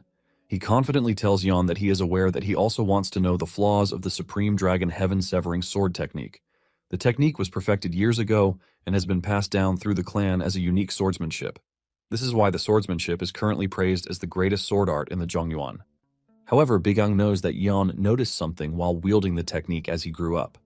Thanks to his wisdom, Yeon was able to figure out that the technique is not actually impossible to beat since it has its flaws. Since he is the heir to the clan, he couldn't acknowledge this fact. When Yeon hears all of these, he tries to act tough by telling Bigung not to look down on his clan's martial arts. However, Bigung tells him not to deceive himself, and he lets him know that in the near future, everything that seemed like it mattered, like status and the like, will not mean anything. Bigung then urges Yeon that the only thing he should be concerned about now is how he is going to get stronger than he currently is. Bigung encourages Yeon to push anything that might be a hindrance to the side and focus on getting stronger. After saying this, Bigung tells Yeon that he will only discuss more details with him when he is finally ready. For now, Bigung urges him to follow his instincts.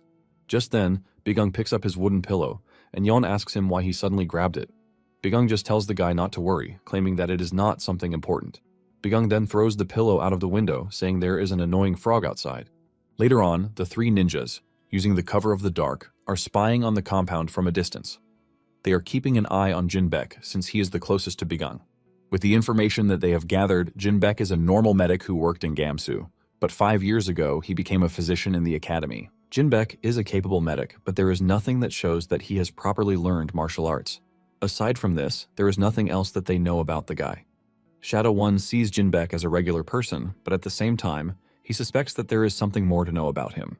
Just then, Shadow 1 notices Shadow 7's disfigured face, and he asks him about it. Apparently, Bigung has been throwing things at him all day, leaving his face completely swollen. Shadow 1 asks subordinates if they were discovered, but 5 says no. After all, Bigung didn't react toward them. 7. On the other hand, believes that Bigung has discovered them. Shadow 1 angrily berates 7 for doubting his clan's technique, and he attributes everything that has been happening to luck. He urges 7 to endure a bit longer since he has experienced things far worse than this. With tears in his eyes, 7 concurs with his boss's comment. To prevent a repeat of what has been happening, the ninjas move into the garden. 7 threatens to terminate Bigung if something comes flying his way again. His boss assures him that he will be fine, but 7, who has suffered the entire day, remains doubtful. He says Bigung might wake up and just start throwing things again. Suddenly they hear someone coming close to the garden and they quickly hide. It turns out to be Bigung, and just as expected, he does something crazy again. Bigung stands near the garden and says he needs to take a leak. He complains that he must have drunk too much tea.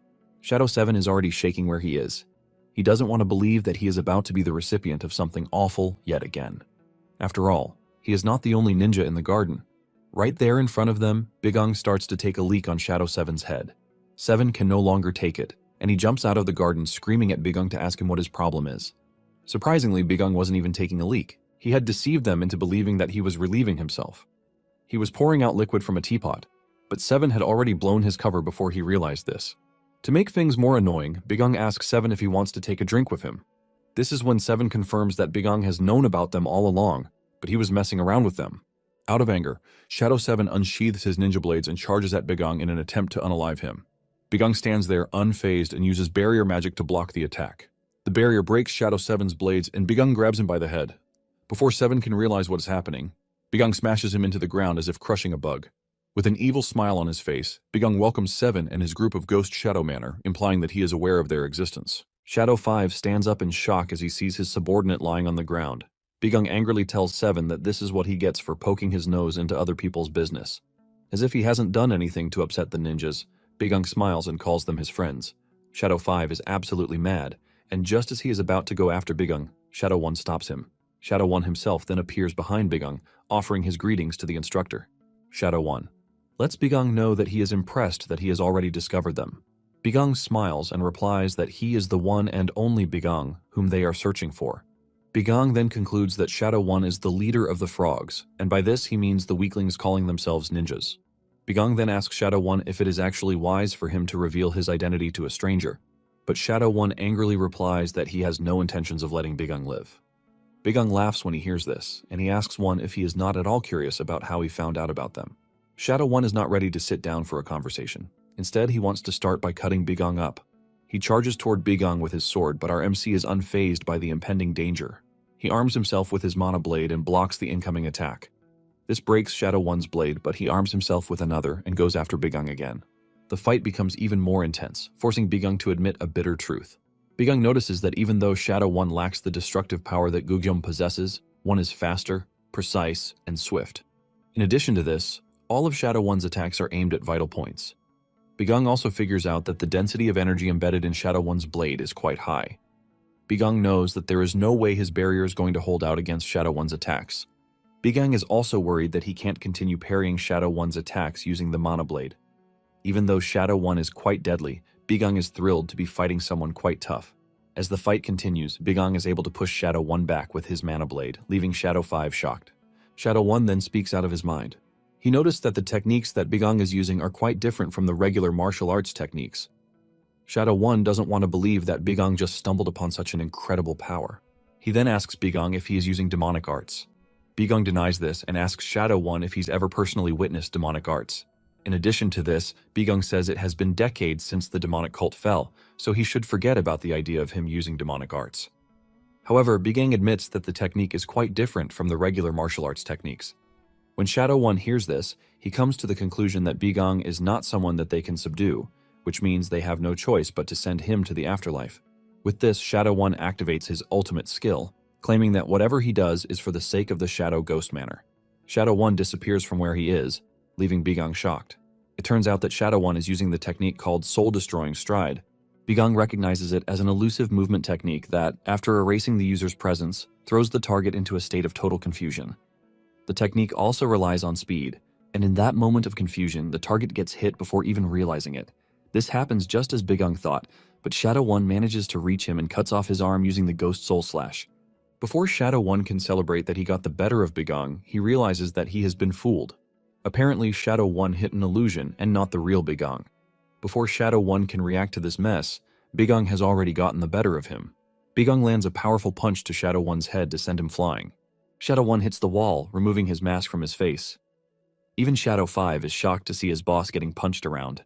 While still feeling the pain from the attack, Shadow 1 asks Bigang how he was able to track him. Bigang knows that the ninjas take pride in their stealth skills, but little do they know that he can clearly see them, all thanks to his search magic. The search magic works like a heat-seeking machine, giving Bigang the ability to see anyone, even if they are using stealth, just like the ninjas. Since he has taken down Shadow 1 and shown him that he is not on his level, Bigang suggests that they have a civil conversation, as he had earlier suggested. Shadow 1 has no choice at this point but to hear what Bigang has to say. Bigang then starts to talk about the Ghost Manor, which is formerly known as the Origin Sect. This sect was a mysterious sect like a ghost. They never once appeared in any official events, and it is not clear whether they are orthodox or unorthodox. Their true goals and aims are kept a total secret. They were so well hidden in secret that when the sect was wiped out decades ago, most of the region didn't hear about it. It was only those who were born and raised in the Origin Sect, loyal to the end, who knew the actual truth. It was those who survived the attack that emerged under a new name, the Ghost Shadow Manor.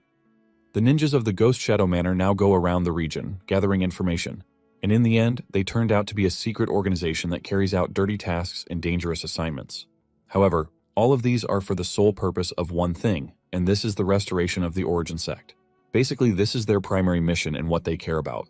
Shadow 1 is absolutely shocked as he hears Bigang reveal everything that makes up their organization.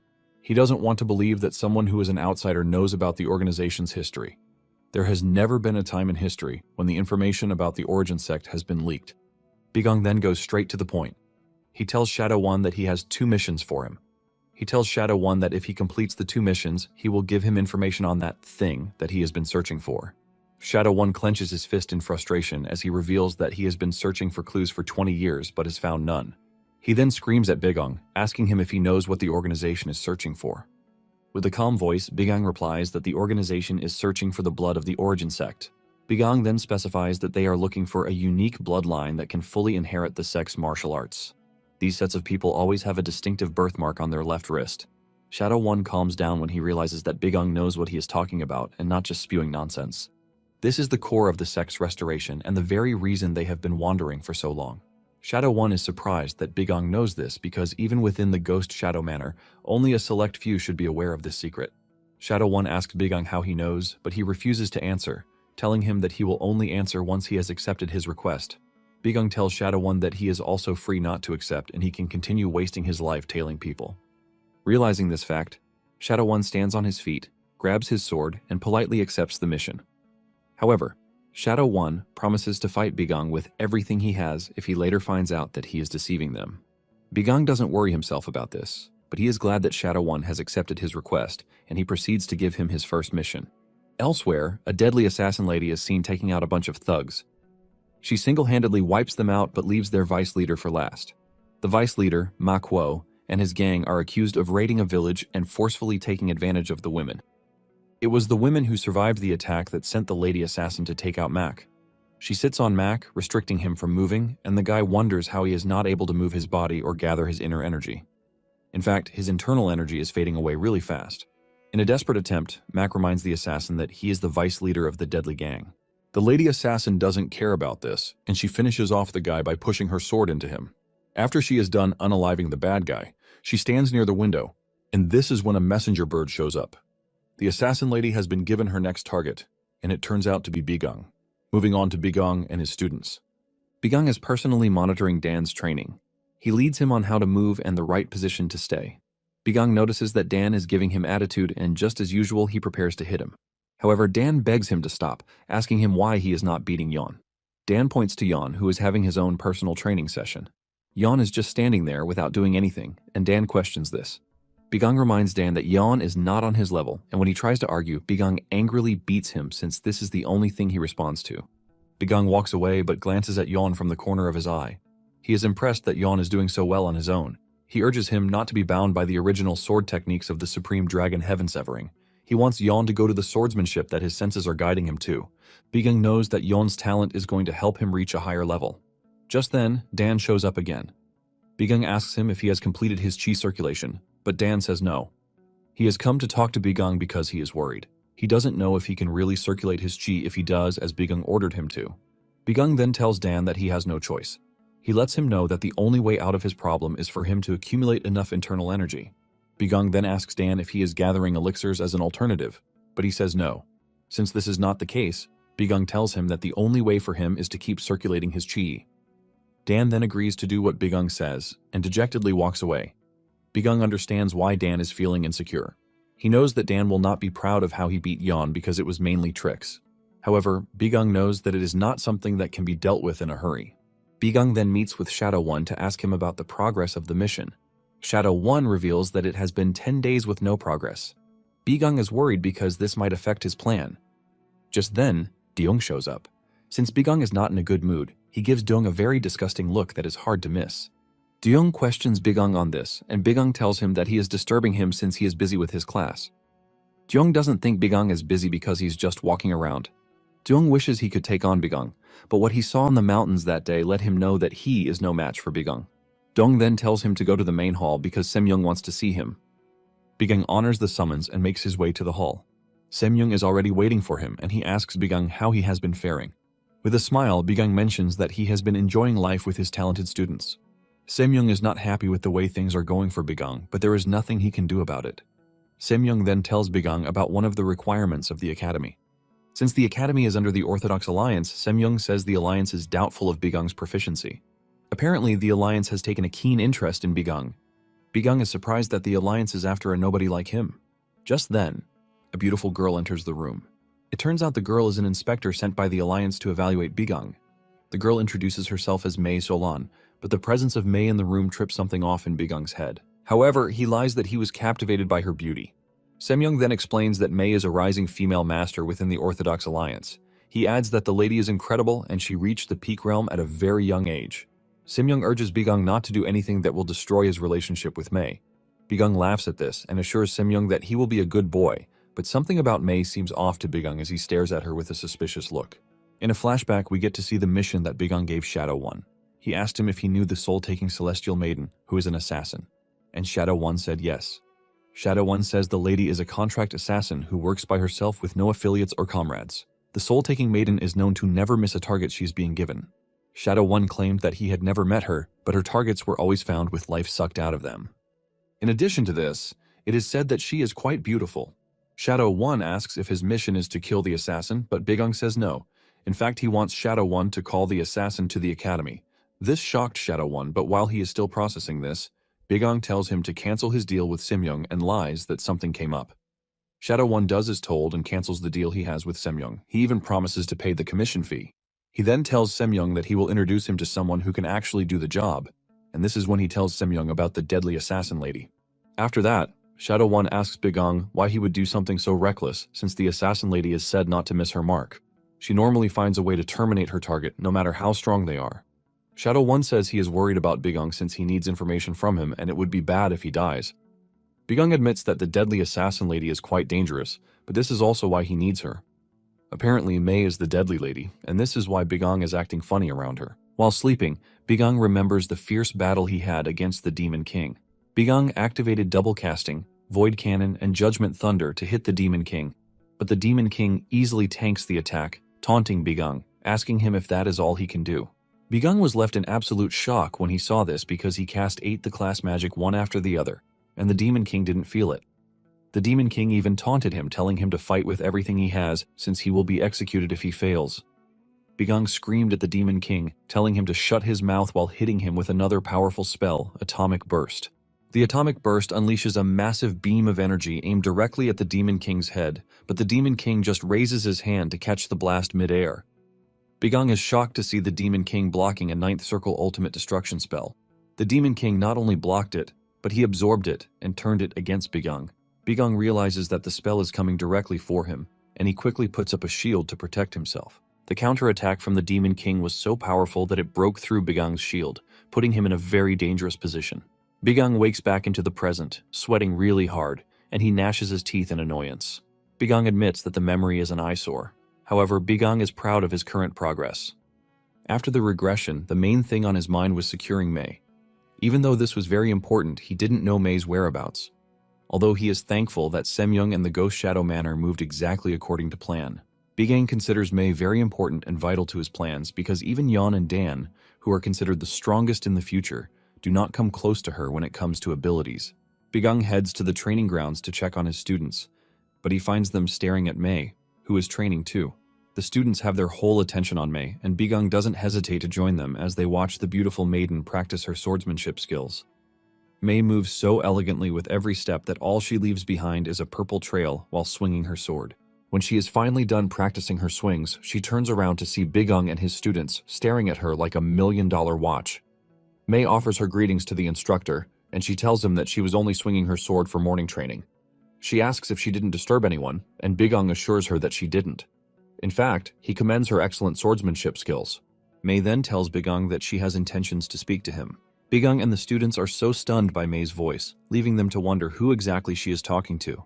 Bigang is forced to ask if she is talking to him, and she says yes. She tells Bigang that she would like them to go on a short walk. Bigang has some idea of what the lady wants to talk about, and he agrees to walk with her. Bigang commends Mei, telling her that her swordsmanship skills are remarkable, which is a testament to the fact that she is a member of the Orthodox Alliance. Mei takes the compliment with humility, telling Bigang that there are loads of martial masters who are stronger than her. Mei then returns the favor, complimenting Bigang for being an impressive instructor. Bigang is confused as he doesn't understand what Mei meant by this. Mei then reveals that she heard about Bigang's victory in the public duel. In addition to this, she learned that Bigang single-handedly defeated the infamous Green Forest Alliance. With this, Mei believes that Bigang is an even better martial artist than she is. Bigang is impressed that Mei has done her homework before approaching him. Bigang then replies that he was just lucky to have stumbled upon a fateful encounter, which is something he doesn't think is worth bragging about. Mei argues this since she has talked to Bigang's students, and they all have something incredible to say about Bigang. Mei learns that Bigang doesn't discriminate, and his methods are quite effective even though they are harsh. Bigang is surprised that the student said this about him. Just then, Mei talks about Bigang's hand. She notices that the shape of the calluses and muscles on his palm is a result of holding a weapon for at least 10 years without dropping the weapon. Mei can easily sense that Bigang has trained for many years with his palm, tearing and healing over and over again. Mei tells Bigang to at least be proud of himself, not because he had a fateful encounter, but because he is a true martial artist. Bigang stops a second to look at his hands and reel in what Mei is talking about. Just then, Mei moves closer to him, asking him for the details of the fateful encounter he claimed he had. Bigang then tells Mei that he will be honest with her. Bigang tells Mei that his power did not come from a fateful encounter, and it is not something he wanted. Bigang reveals that the reason he was lying about it being a fateful encounter was that he had no other way to explain it. Bigang then turns around, asking Mei if she has heard of the demonic spirit cult. The moment Mei hears this name from Bigang, she grabs him, demanding to know how he knew the name. Bigang is proud of himself because he has successfully hooked Mei to his bait. Apparently, decades before the demon invasion, there was a divine cult that existed, and they were known as the demonic cult. They were a massive group, and they had a leader called Heavenly Demon. They also had a philosophy to prioritize strength over everything, and because of this, their power expanded rapidly. The Orthodox Alliance soon perceived their growth as a grave threat, and they declared the demonic cult as the public enemy of the Murim. With this, the largest war in the history of the Murim broke out. This was known as the origin of the Great Orthodox Demonic War, in which several martial masters lost their lives. After a long-fought battle, the Orthodox Alliance came out victorious, with the annihilation of the demonic cult. Since then, people believed that the wicked cult had been wiped out. But unknown to people, this is not the truth. It turns out that the remnants of the demonic cult that survived the Great War are still active, but under a new name, the demonic spirit cult. Their activities are so hidden that even the Orthodox Alliance is completely unaware of this. Only those who have had direct contact with the demonic spirit cult are aware of this fact. The moment Mei grabs him, asking him what he knows about the demonic cult, Bigang acts like a fool, asking Mei why she has been aggressive toward him. Bigang begs Mei to let him go, and he promises to tell her everything.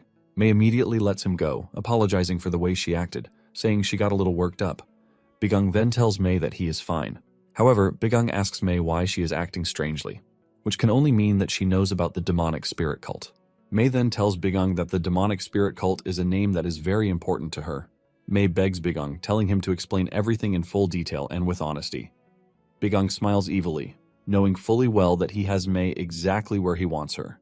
Bigang then turns around, assuring Mei that he is going to tell her everything. Bigang starts narrating the lie that he has cooked up. He tells Mei that it happened after his appointment as assistant instructor. He was sad over the fact that he couldn't use his inner energy. He was taking a stroll late in the night outside the academy when he was suddenly kidnapped. Bigang reveals that when he came to his senses, he saw a terrifying figure standing in front of him. He claimed that the figure told him that he had been chosen to contribute to the revival of their group. Bigang then mentions that the terrifying figure identified himself as the demon scholar. The moment Mei hears this, she gets even more tense as she clenches her fist in anger. Bigang reveals that he was forced to ingest poisons while they operated on his inner organs time and time again. Bigang tells Mei that he later woke up and found himself abandoned in their group's hideout. He had gained power, but instead of inner energy, he gained the ability to use innate core energy. Mei is shocked to hear this. Bigang then explains that his use of the innate core energy is why he doesn't see the power as a blessing, since using innate core energy means he is draining his own life force. Bigang stretches his hand toward Mei, telling her that she is free to check his pulse to see if he is lying or not. Bigang knows that Mei has no choice but to believe everything he has just told her, even though it all sounds weird. Apparently, the innate core energy is made up, but the rest of the information about the demonic spirit cult matches Mei's personal experiences. Bigang adds further, telling Mei that she is free to come check out the hideout where he was abandoned. Bigang says there was no one in the hideout when he woke up, but he believes that there might still be some clues left behind. Bigang claims that the hideout is quite far, so they won't be able to go there that night. He suggests that they meet outside the academy tomorrow night so he can guide her to the hideout. After this, Mei leaves to think about what she just heard. Everything Bigang told her was absolute BS since he never met anyone from the demonic cult in his past life. His power also has nothing to do with innate core energy because it is pure magic. Everything was a lie he made up just to get to Mei, and he was able to craft these lies because he heard them directly from her. In a flashback, Bigang is strapped to a machine to be experimented upon by the demons. He screams in pain while the demons monitor his condition. The demons were able to discover something interesting about Bigang. They realized that he was exceptional, even though he was considered trash among humans. The demons were able to unlock something great in him, and they kept increasing his magic output. After they are done with their daily experiments, Bigang is returned to the cell where they are keeping other humans like him. Even though Bigang usually had the worst experience when it came to the experiments, he refused to die. It turns out that among those living in the same cell with him is a disabled Mei, who is missing her left arm. After his conversation with Mei, Bigang heads into the woods. Once he realizes that he is alone, he tells his stalker to step out. Apparently, he knows that Shadow 7 has been following him. Bigang clearly knows that the Shadow Company will leave someone behind to keep an eye on him. Shadow 7 almost gets his head crushed by a stone again, but he quickly rushes out from where he is hiding, while seriously wishing that he was not the one left to keep an eye on Bigang. Bigang then throws a scroll to Shadow 7. He tells him that the first page is the location where he wants him to go. However, the second page has specific instructions on what to do when he gets to the highlighted location. Bigang says the cave looks like a rock wall from the outside, but once Shadow 7 enters, Bigang wants him to draw the images on the second page of the scroll all over the walls. Bigang is pretty sure that Shadow 7 won't understand the writing, but he doesn't need to worry about it. He just wants him to draw as many of the images and writings on the wall before dawn. Shadow 7 is surprised when he hears this, and he tries acting stubborn, asking Bigang why he should do what he says. All it took from Bigang was a change of expression, and Shadow 7 quickly changed his mind. He immediately heads over to the location, and Bigang screams at him to get it done by the next morning. Bigang knows that it is going to be a rush job done overnight, but he is sure that it will be enough to fool his target. Bigang plans to make everything work just the way he wants. Meanwhile, Semyoung meets with Mei, asking her about the progress of her investigation. Even though Bigang has told her about the demonic spirit cult, Mei decides to keep it to herself. She tells Semyoung that she has not uncovered anything, and it might take some more time before she gets any real information out of Bigong. Semyoung then urges Mei to be thorough with her investigation since he is pretty sure that Bigong is hiding something. Semyoung claims that Bigong is going to be a threat to the Orthodox Alliance if it turns out that he is part of a notorious group. Mei then tells Semyoung that she doesn't care what group or cult Bigong belongs to. She stabs the table with her knife to show dominance. Mei then asks Semyoung if she has permission to kill Bigong if he tries anything funny. Trembling in fear, Semyoung tells Mei that she is free to do as she sees fit. Mei is already wishing that Bigong is lying to her so she can cause him a world of agony while she bleeds him dry. The following morning, Bigong sits down to meditate and improve his energy core. His energy core has improved slightly, which is thanks to the top-grade mana stone that he previously absorbed. However, he is still barely at the level of a 6th circle mage. At his current level, he believes that he should be able to handle at least 1 or 2 peak-level martial masters. Bigong is confident that there is only one person who poses a threat to him within the academy. Bigong is facing the challenge of his lower energy core, and even though it is small, he feels the presence of the energy. Even though there are no issues with the major blood vessels or meridians, there are no martial arts or cultivation techniques that have affected it. This is why he was unable to use magic, but this same problem saved him when he was captured by the demons. Back then, he only knew basic spear techniques and a bit of external martial arts. Instead of the demons killing him, they took him in as an experimental subject. And it was all because of his damned rare constitution. Shadow 7 enters the room while Bigong is busy meditating. He tells Bigong that he has done everything he asked him to, but he is not comfortable with the fact that he is doing loads of weird stuff for Bigong. Bigong stares at Shadow 7, asking him what he made him do, but this causes Shadow 7 to crash out. Before he crashes out and loses his mind, Bigong quickly tells him that he was only playing around. Bigong commends him on a job well done and then tells him to leave. With the cave set up the way he wants, Bigong figures that the next thing is to show Mei. In addition to this, he is going to feed her some really fake intel. Bigong knows that the plan is flawed, but the entrance to the cave is hidden by a barrier which was set up by the demons. However, to the eyes of martial artists, it is only going to look like a really weird type of sorcery that can only be used by a demonic cult. In addition to this, it has information about the demonic spirit cult, which she has not been able to find. Bigong is pretty sure that Mei will fall for it, even if she is suspicious of the entire thing. Moments later, Mei shows up, telling Bigong that she has made up her mind to check out the hideout of the demonic spirit cult. Bigong is glad to hear this, as he has made plans to feed her false intel and push her desire for revenge against the demonic spirit cult. Bigong then tells Mei that they should meet outside the academy that night. Bigong is pretty sure that he can easily manipulate Mei, and this is because of what he knows. In a flashback, Bigong and Mei lost the last human living in their cell. Bigong bangs the door, calling the demons to help him, but the poor dude dies, and the demons only came afterward to drag his body out. Mei believes that they might be the last remaining humans. However, Bigong is hopeful. He suspects that there might be other camps like the ones they are in somewhere else. Mei is sad and depressed, causing her to wish for death. Mei then tells Bigong that this isn't the first time something like this has happened to her. She reveals that the demonic spirit cult kidnapped her, and that was when she gained the energy-absorbing art. It was a side effect of the experiments performed on her by the demonic spirit cult. Mei lets Bigong know that he is the first person she is telling about the experiment, or that she was captured by the demonic spirit cult. Bigong is particularly impressed that Mei's energy-absorbing art works on monsters. Mei mentioned that she wanted to get revenge for what they did to her, but she later gave up. She couldn't find a single trace of the demonic spirit cult for 10 years, and eventually, she realized the truth. She realized that the cult was a vast organization, which is far beyond her reach. Mei also tells Bigong the real reason she joined the war against the demons. It turns out that while everyone was fighting for the survival of humanity, Mei was just in the war to try and get a place to die. However, it was never the intention that she would end up slowly dying in a cell controlled by the demons. Bigong noticed how broken she was, and he told her not to give up. He told her to stop acting like it is all over because no matter how bad it looks, they are alive. Bigong was also stubborn, and he was determined not to die in the hands of the demons while being treated like trash. Bigong tells Mei to try her best to stay alive. He even promised to help Mei to help her track down the demonic spirit cult and get her revenge if by any chance they escaped from the demons. Mei smiles when she hears this, but it is enough to lift her spirit. Now in the present, Bigong is on his way to the cave. He wonders why the memories from years ago started popping into his head, and he believes that this only happened because he met Mei again. However, Bigong doesn't want to succumb to emotions because his priority is to make sure that Mei becomes a vital part of his plan. Bigong knows that Mei doesn't know the true extent of her ability yet. Bigang wants Mei on his side because her ability is one of the key components he needs to take down the Demon King. Meanwhile, Mei has reached their meeting location already. She scouted the area beforehand to make sure that there were no traps or anything suspicious. Since there is nothing suspicious in the area, Mei starts believing Bigung's story that he was kidnapped by the demonic spirit cult.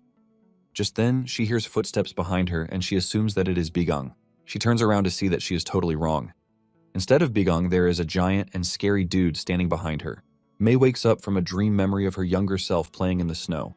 She finds herself tied to a pole with several thugs standing in front of her. It turns out that she has been captured by the Black Death sect, and the giant dude in front of her is their leader, Wee Sangtak. The Black Death sect is a notorious sect known for robbery, abduction, and every other vile crime that is known to humanity. In fact, the leader and the vice leader of the sect are brothers. Mei cannot believe that she allowed herself to get captured. Normally, there was no way the sect would have gotten close to her without her realizing it, and she starts wondering if she let her guard down because she heard a clue about the demonic spirit cult. Sangtak talks about Mei going after his brother. He believed that Mei was able to defeat his brother by seducing him, but he later realized how wrong he was. Before they could capture her, the sect had to sacrifice lots of people. Mei taunts Sangtak, telling him that he talks too much. She asks him if he is ready to taste the dust like his brother. Sangtak admits that his initial intentions were to immediately kill Mei once he captured her, but seeing her, he changed his mind. He is glad that he has gotten himself a really beautiful maiden, and he plans to enjoy himself to the brim. Sangtak tells Mei that the first thing he is going to do is cut off her hands, since they are rumored to absorb energy. He will then make all of his boys have a go with her. After this, he threatens to peel off her delicate skin little by little until he finally kills her. Sangtak tells Mei that after doing all of these, he is confident that his brother will finally rest in peace. Mei still takes a dig at Sangtak, telling him that his entire plan is too trash to be called revenge.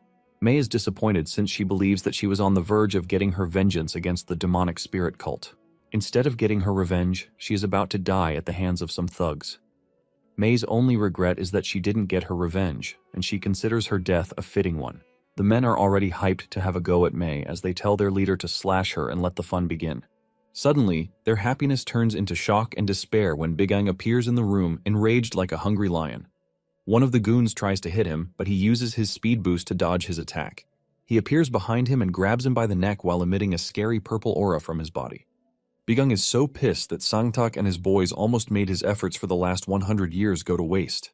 Without holding back, Bigang releases a wave of lightning bolts through his opponent's body. He lights up like a Christmas bulb, leaving everyone who is watching horrified. By the time Bigang is done with him, all that is left of him is his charred body. The goons are scared because of what they just witnessed, but Sangtak screams at them, telling them to attack Bigang. This only makes Bigang even angrier. He uses another spell, Blink, to vanish from their sight. While they are still wondering where he is, he appears behind. Using a spell called Airburst, he blows off a thug's head. Before the others realize what is happening, Bigang is already after them. He slashes a thug right in the chest, spilling blood everywhere. The rest of the bunch stares at Bigang as he looks down on them menacingly while wielding his mana blade. They want to run, but Bigang cuts through them with one slash. In no time, Bigang turns the entire room into a pool of blood while the thugs scream for help.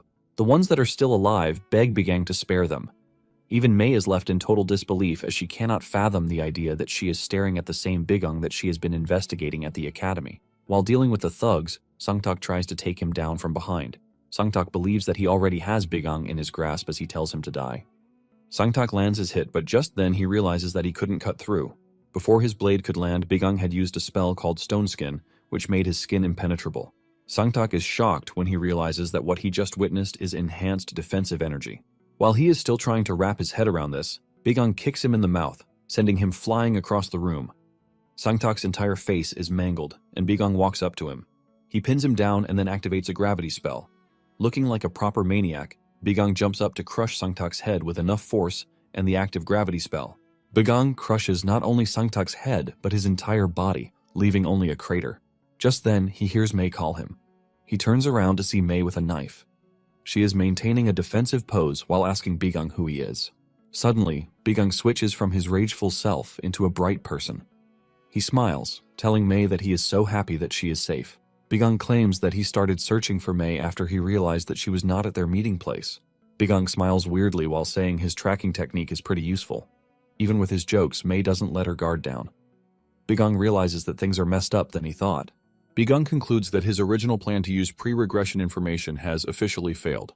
This is because he wasn't expecting people to have Mei as their target. He wonders what it is that he can do since he cannot afford to lose Mei. It is pretty simple that he needs to get Mei on his side since he needs her against the Demon King. During his battle against Tarrant, he noticed that his most annoying ability was his nullification barrier, which renders any attack, regardless of attributes or form, totally useless. Bigung knows that he can only have a chance at being successful if he removes the barrier. And with everything he has gathered so far, the only person who can remove the barrier is none other than Mei. Mei has the ability to absorb the inner energy of whoever she touches, and she obviously thinks it is the limit of her power. However, her true power allows her to absorb and even erase any conceptual power. Although she has to reach a high level to do this, Bigung needs her at that level as soon as possible. Bigung starts thinking of subduing Mei, but Mei screams at him, telling him not to move or else she will kill him. In a flashback, Bigung is returned to the cell after a painful experiment had him screaming his lungs out. He lies on Mei's lap while trying to hold on to life. The demons stand by their monitor screens, watching Bigung. The demons are impressed at how strong Bigung is mentally since his whole body feels like it's been shredded. However, the demons believe that Bigung will break at some point since there is no human who can endure the level of mana they have infused in his body. The lead scientist says he is okay with Bigung dying since they have already gathered all the experimental data that they need on Bigung. He is also worried that Bigung might become a threat in the future if allowed to live. Mei realizes that the different energies injected into Bigang's body are clashing, which is resulting in them rejecting each other. Mei wondered if the demons were really planning to kill him. Bigung subtly called on Mei, telling her to kill him because he can no longer take the pain. Mei scolds Bigung, telling him to stop saying rubbish. She reminds him that they need to stay alive together so that they can get their revenge. Suddenly, Mei noticed that Bigung was already losing consciousness, and his body was even breaking down. Just then, Mei resorts to a desperate move to use her powers on Bigung. Shortly afterward, Bigung wakes up to realize that his pain is gone, and all of the clashing energies inside him have also vanished.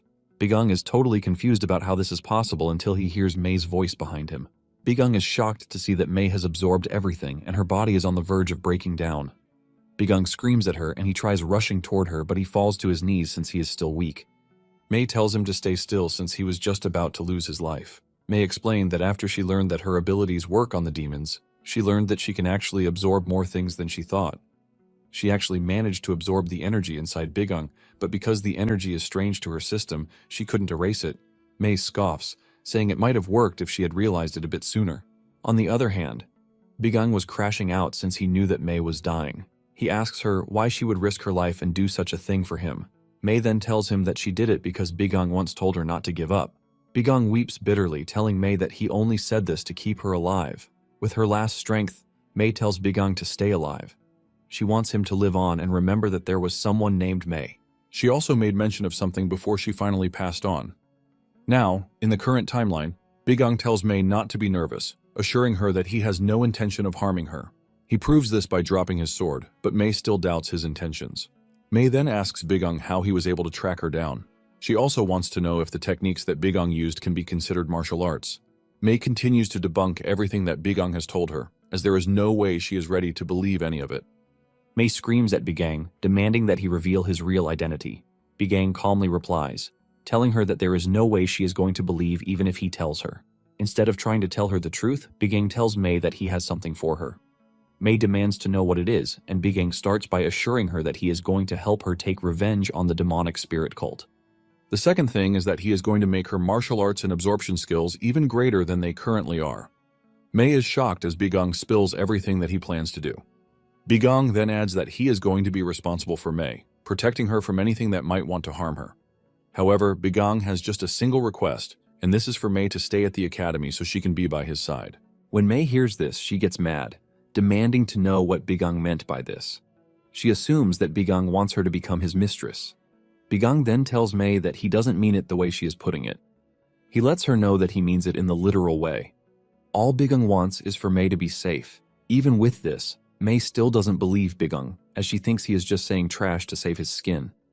Mei is worried that Bigung has some ulterior motive, which is why he wants her around. Mei calls Bigung a pervert, telling him to get lost. She lets Bigung know that she would rather die than accept Bigung's proposal. Bigung then mentions her parents, telling her that they would not be happy if she decides not to take the offer. He also calls her by a specific name, Lan Lan, shocking May. In a flashback, May's parents learn that their daughter was born with a difficult destiny. It was the Taoist who told May's parents to give her the name Sholin. He told them that it is a name that holds power, and with this, she will be able to endure in times of trials. When May got older, her parents told her this story, but she only made fun of them, telling them that they shouldn't have believed what the Taoist told them. Her parents explained to her that they already had a name ready for her before the Taoist told them the name that they should give her, and the name was Lanlan, which means shining orchid. May realized that her parents were worried, but she told them not to, saying she would take care of any problem that came their way. Not long after this, May's parents are killed. While crying over her parents' bodies, the leader of the demonic spirit cult appears, telling May that she has been chosen to help revive their group. This was where Bigong was able to get the lie he told May at the academy. Back in the Black Death sect hideout, May becomes more suspicious of Bigong, holding her knife to his face while asking him how he knew about Lanlan, since it is a name known only to her family. Bigong subtly tells May that he can't tell her since there is no way she is going to believe him. Bigong pushes her blade away and turns around to leave, telling her that he has told her everything that he can, and she is left to make her choice. However, he lets her know that the promise he made earlier was not an empty one. With this, Bigong leaves the hideout. May is left in shock as she tries to understand the great difference between a rageful Bigong and the playful one she saw at the academy. When Bigong returns to the academy, he finds Shadow 7 waiting for him. Shadow is surprised that Bigong was able to slip past him. Shadow is blurting out a bunch of nonsense when Bigong turns around to look at him. The cold and scary stare from Bigong scares Shadow 7 so bad that he runs out of the room, telling Bigong that they will continue their discussion later. Without cleaning up, Bigong falls on his bed in frustration. The next day, Bigong heads to the training ground to check on his students, but his mind is not settled. All he can think of is May. Bigong believes that he has messed things up with May, and there is no way she is going to believe him. Bigong assumes that May has retreated to carry out her own investigation, which is something he would absolutely do. Another part of Bigong tells him to track May down since she is absolutely crucial to the plan he's been putting together for hundreds of years. Suddenly, Bigong hears one of the students greeting May. Bigong is shocked, and he turns around to confirm. Lo and behold, it is none other than May, and she is all smiley and cheerful. May walks up to Bigong and she apologizes for interrupting him. She demands that they have a quick discussion, and Bigong quickly agrees. While the students are training and meditating, Bigong and May stand in the distance to have their talk. May demands Bigong's hand, and after checking it, she concludes that it is true that Bigong cannot use martial arts since there is no trace of inner energy flowing in his meridians. Bigong asks her if she believes him, but this only triggers her anger. She lets Bigong know that there is no way she is going to believe him after all the lies he told her. May doesn't appreciate the fact that Bigong has been deceiving her since they met. Bigong adds that he also intentionally asked May to investigate his past. May realizes that Bigong has been using her from the start. May lets Bigong know that she's curious to know how Bigong learned about her family and past, but since she can't beat the information out of Bigong, she is ready to let Bigong deceive her one more time. Bigong then reveals that he had already given up, believing that she had left. May mentions that she could have left since it's the rational thing to do, but she wants her revenge against the demony spirit cult so badly that she wants Bigong to keep to his word. However, she promises Bigong that she would move mountains to kill him if it turns out that he is actually lying to her. Bigong smiles, promising May that he will make sure she gets the revenge that she desires. May then asks Bigong how he knew about her past since she had never told anyone before. It turns out that the name was what May told Bigong before she died in the cell after saving his life. May urges Bigong to remember the moment of her death, and not only the sadness, but also the little happiness that was wrapped in it. Bigong then tells the current May that even if he tells her how he found out, there is no way she's going to believe him. Up next, one of Bigong's students, Nyung Soso, receives a challenge from a prominent student, Mok Danhwa. She claims that Bigong's class is trash and she is going to expose them. Nyung, on the other hand, assures Bigong that she is going to make sure their class is not disgraced. She is determined to make sure that the Mok clan doesn't get their dirty claws into the class. Because of this, Nyung starts training really hard, while May supervises her. May commends her, telling her that she has a really good stance, but she lets her know that she is straining too much when unleashing her form. She urges her to try to execute it more flexibly. When May initially joined the class, Nyung was worried, but after spending time with her, she has grown to realize that she is actually kind and gentle. Because of this, she feels some sort of relief when she is around May. Just then, Bigong shows up, claiming that there is a big announcement. He brings out a scroll with SPC written on it and says this is what their class will be called. The students are shocked since the name sounds freaking ridiculous, and they start asking him what sort of name he has gone ahead to choose for them. Just as usual, Bigung is already threatening to beat some manners into them. Bigung then mentions that the acronym stands for Special Purpose Class. He tells them that they are currently in a class with a special mission that is specific to the class only. Dan then asks Bigung what the mission is, and Bigung says it is the defense of the Central Plains Murim. From Nung's perspective again, she sees Bigung as a cool and respectable instructor who was originally known as a trash instructor. However, everything changed a month ago during a sparring match where he shocked everyone by displaying incredible techniques. Without delay, he passed the exam for promotion to become a full-fledged instructor, and then he became the class's mentor. Even though Bigung is always claiming that he suffered a fateful encounter, the students believe that it is good news for him and for them too. Back to the entirety of the class, Mei walks up to Bigung, telling him that he is spewing nonsense by telling the students that the fate of the Murim depends on them. Bigung argues with Mei, telling her that he is not joking because the fate of the Murim is no joke. Mei then asks Bigung if the stupid-ass name even got approval from the academy, and Bigung mentions that this is the next move, but he is going to need Mei for it. The students notice that the two have been engaging in some really funny disputes among themselves of late. Nung can see that the two might appear to be blank with each other, but it appears that whatever wall is separating them has come crashing down. Later on, Nung finds herself in Danhwa's presence again, and she seems to be interested in Yeon. Nung is confused as to why she is asking for Yeon specifically, but nonetheless, she has no choice. Nung starts with her usual narration, explaining that he initially refused to transfer to the class. However, after his bet with Bigung, he voluntarily chose to stay in the class. Aside from this, Nung mentions that she really doesn't have anything to say about Yeon. Nung then mentions that Yeon has been receiving separate training from the rest of them since the beginning. Danhwa hears this and gets mad, believing that Bigung is intentionally neglecting Yeon, but Nung quickly clears the air, saying she is getting it all wrong. Deep down, Nung is wondering why Danhwa is getting mad again. Nung mentions that she has seen Yeon personally spar with Bigung on several occasions. With what Nung knows, she tells Danhwa that Yeon is the only one who has gotten the opportunity to cross blades with Bigung. Apparently, most of the time, he is always standing silently in front of the dummies. But even with this, Bigung is always warning them not to disturb him. Even with Nung's simple explanation, Danhwa concludes that Yeon is getting neglected. Danhwa then asks Nung if Yeon is fine with his current treatment, and Nung replies that she is not entirely sure, but it appears that he is not dissatisfied at the same time.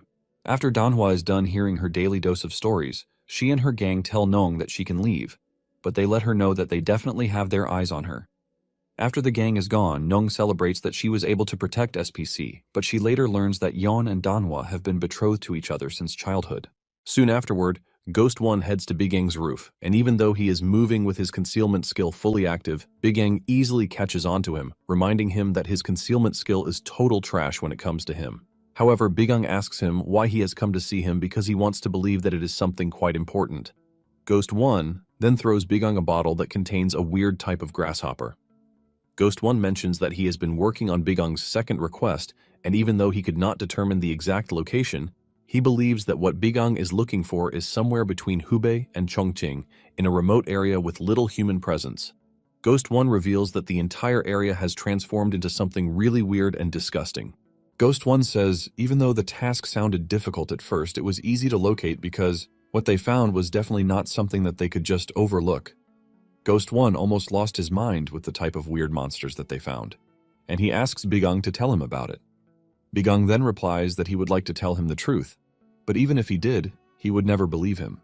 Bigung then puts in simple and straight words, saying that the monsters are a harbinger of disaster. Basically, the invasion of the world by the demon race will happen in 10 years. But after careful investigation, Bigung realizes that the signs were already there. Around 4 to 5 years prior to the invasion, strange plants and animals that had never been recorded before started showing up in the Central Plains. 2 years before the invasion, mutated beasts started to attack humans, and half a year before the invasion, people began to suffer from mysterious and inexplicable diseases. This was all a plan by the demons, and no one else. The demons were able to easily terraform the environment by scattering mana stones everywhere. This basically turned the battlefield to their advantage, and the name of the tactic was basically known as terraforming. Bigung only got to know this after years of being with the demons. Bigung remembers that the very first place where the largest dimensional gate opened was in the Central Plains. Apparently, an entire city was wiped out in a single day during the invasion. After this, the largest dimensional gate that was ever reported emerged in Hubei. Bigung believes that there will be traces of terraforming in the area already if the gate is present there. This was his hypothesis before, but with the report that Ghost One just brought to him, he has managed to confirm it. There is one truth, and this is the fact that the Central Plains is gradually being polluted by the monsters. Bigong figures out that he has to go there to personally confirm the situation and also try to establish countermeasures. Bigong commends Ghost One for his hard work, and he tells him that the information that he promised him will be delivered via his subordinate in a few days. He urges Ghost One to be patient because he needs some time to organize every detail. Just as Bigong is about to go, Ghost One stops him, asking him what his true identity is, and what exactly it is that he is hiding. In fact, Ghost One wants to know what Bigong's real goal is. Bigong then reminds Ghost One that he already told him that he is not going to believe him, even if he comes clean with him. Bigong then tells the dude that in due course he is going to tell him everything in detail, even if he begs him not to. With this new report, Bigong decides that it is time he starts preparing to leave the Trash Academy. Later on, Deung visits Semyoung in his office to give him detailed reports about the upcoming Heavenly Martial Tournament. Apparently, they have been selecting the best of the best from each class, but Yeon is refusing to go. Deung mentions that he even tried to persuade him personally, but he maintained that it would only hinder his training. Deung tells Semyoung that he has already given up on trying to convince Yeon because he believes that Lee Big-yeom should be able to replace him, even though he is not as talented as Yeon. Semyoung then tells Deung that he has nothing to add to everything he has said, but urges him that everything goes smoothly because the event is the Academy's most important external event. The Heavenly Martial Tournament is an event that is hosted by the Orthodox Alliance, which involves the three great schools, the White Martial Academy, Heavenly Academy, and Dragon Spring Academy. The best cadets from each academy usually gather to test their martial skills against one another. The results then influence how each academy is externally evaluated. Apparently, there is someone Semyoung and Deung are supposed to report to concerning the tournament, and this person is the Sword Demon. However, they have chosen to handle things themselves because the Sword Demon has been locked up in his training hall for the past 2 years. The two fools are celebrating their win when Bigong enters the room because he has come to see them. The two ask him what he wants, and with a bright smile, Bigong mentions that he wants him and the students to be the only ones to participate in the tournament. Semyoung angrily smashes his hand on the table, asking Bigong if he thinks he can get away with such a request, and Bigong says yes. Bigong calmly replies that yes, since they are all aiming to be victorious. Semyoung screams at Bigong, believing he is saying trash, while reminding him that the tournament is a really important event where high-ranking martial artists of the Alliance will be present. Semyoung claims that Bigong is not someone who is worthy of being sent to such a prestigious gathering. Since the two are ready to go low, Bigong is planning to go lower. He then asks Deung if he believes in his heart that he truly believes that he is qualified for the role. Deung decides to ask for more explanation, and Bigong doesn't hold back from roasting him, saying he is nothing but an old fossil. Bigong urges Deung to step aside because of the younger generation, but this only makes him angrier. Semyoung notices that Deung is already losing control and he urges him to calm down. Deung's pride is ridiculously shattered, but Semyoung scolds him for falling for Bigong's trap. However, Bigong continues to say all sorts of bad things about him, finally pushing him to the edge. Deung screams at Bigong, telling him to come outside and fight him so he can teach him some manners. Unknown to the old fool, this is exactly what he was waiting for. Bigong knows that Semyoung will be left in shame if he manages to defeat his ex. With this, Bigong will get the chance to take the supervisory role over the Heavenly Martial Tournament, since the tournament is going to be held at the White Academy, which is located in Shanxi. Bigong figures out that it is going to take a month to travel down there. However, a slight detour from the original path will make them pass through the very area where Ghost One reported the discovery of the demonic zone. Bigong knows that it would be better if he went there alone, but this is not his goal. In addition to his series of sinister plans, he is aiming to destroy Semyoung if he tries to come after him after he is done taking care of Deung. Suddenly, Bigong senses an overwhelming and terrifying aura coming close to them. It takes Semyoung and Deung a minute before sensing the scary aura too. Bigong stays cautious until the terrifying person shows up, and it is none other than the Sword Demon. The Sword Demon walks up to Bigong, saying he is actually an interesting fellow and he likes him. Semyoung and Deung, on the other hand, almost faint when they realize who is in front of them. He might be known for many things, but his name is Sang Pilji, and he is the Academy's acting academy master. Still shaking from fear, Semyoung asks Sang what brought him to the office after a long while.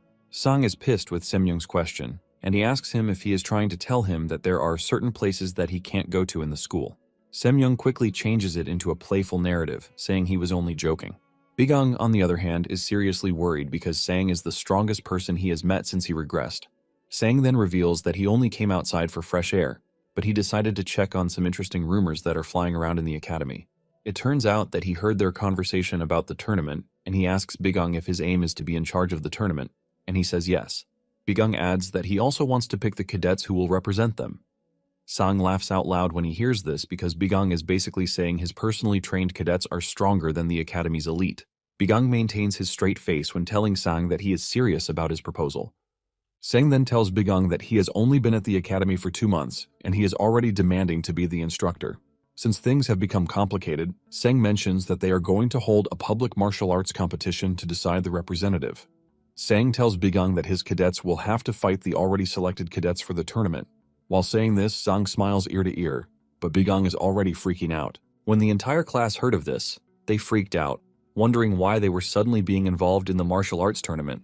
Not only that, they are getting to fight against the academy representatives before they even get a chance for the tournament. Bigung scratches his head in frustration, saying things went out of his control. The class continues to grumble about how he didn't inform them first, but Bigung scolds them for acting out when he is trying to help them out. Mei is also not on board, and she demands that Bigung explain himself because this is not the first time he is going to set something up without informing them first. Mei demands to know why they are suddenly participating in the tournament, and Bigung boasts, saying it is his own way of showing the class how wide the world is beyond what they know. Bigung basically calls the academy total trash, shocking Mei, since he is an instructor at the freaking academy. While everyone is busy freaking out, Yeon just calmly asks Bigung if the match bracket has been decided just yet. Bigung frustratingly says yes, revealing that he just went to get the schedule. Bigung calls out the names, and the first person on the list is Yeom Jaryung. Yeom almost loses the function of his mouth when he hears his freaking name on the damned list. Bigung tells him that he is going to be facing off against Sang Cho-jin from the Ferocious Tiger class, and he is also a first-year student like him. Yeom holds his head in frustration, and when Bigung sees this, he senses that he has some connections with Cho-jin. Yeom mentions that he and Cho-jin used to be in the same class, and even though Yeom challenged him to a fight multiple times, he was always getting beaten up. Bigung teases him, telling him that he should have at least tried to win even if it was just once. After this, Bigung calls the next name, which is Jo Muntak. Jo Muntak will be going up against Danhwa of the Flying Dragon class. The moment Muntak hears this, he bursts into tears, saying he is totally done for. Bigung is confused by his reaction, and he asks him who Danhwa is because he has definitely heard the name before. Muntak mentions that Danhwa is the eldest daughter of the famous Mok clan, and they are a major clan of swordsmen capable of standing toe-to-toe with the Yeon clan. Muntak mentions that Danhwa had even stopped by during the class transfer announcements earlier. This is when it dawns on Bigung that Danhwa is the lady who refused to join the class. Nong then raises her hand, claiming that Danhwa is her friend and she can talk to her to resolve things peacefully. Bigung basically tells Nong that whatever she does is her business, but straight up lets her know that her opponent is someone else. It turns out that Nyung will be going up against Hwang Gi, a second year from the Ferocious Tiger class. Nong smiles, saying she is well familiar with Hwang Gi because he is the eldest son of a reputable escort agency. In addition, he is related to Deung. Just by hearing this, Bigung automatically classifies the dude as trash. Bigung then proceeds further, saying Yeon's opponent is Lee Bigyom, a third year from the Flying Dragon class. The entire class goes silent, shocking Bigung, and he asks them why there is a sudden change in reaction. Dan then mentions that Bigung is ignorant of not knowing Bigyom because he is the top student in the entire third-year class.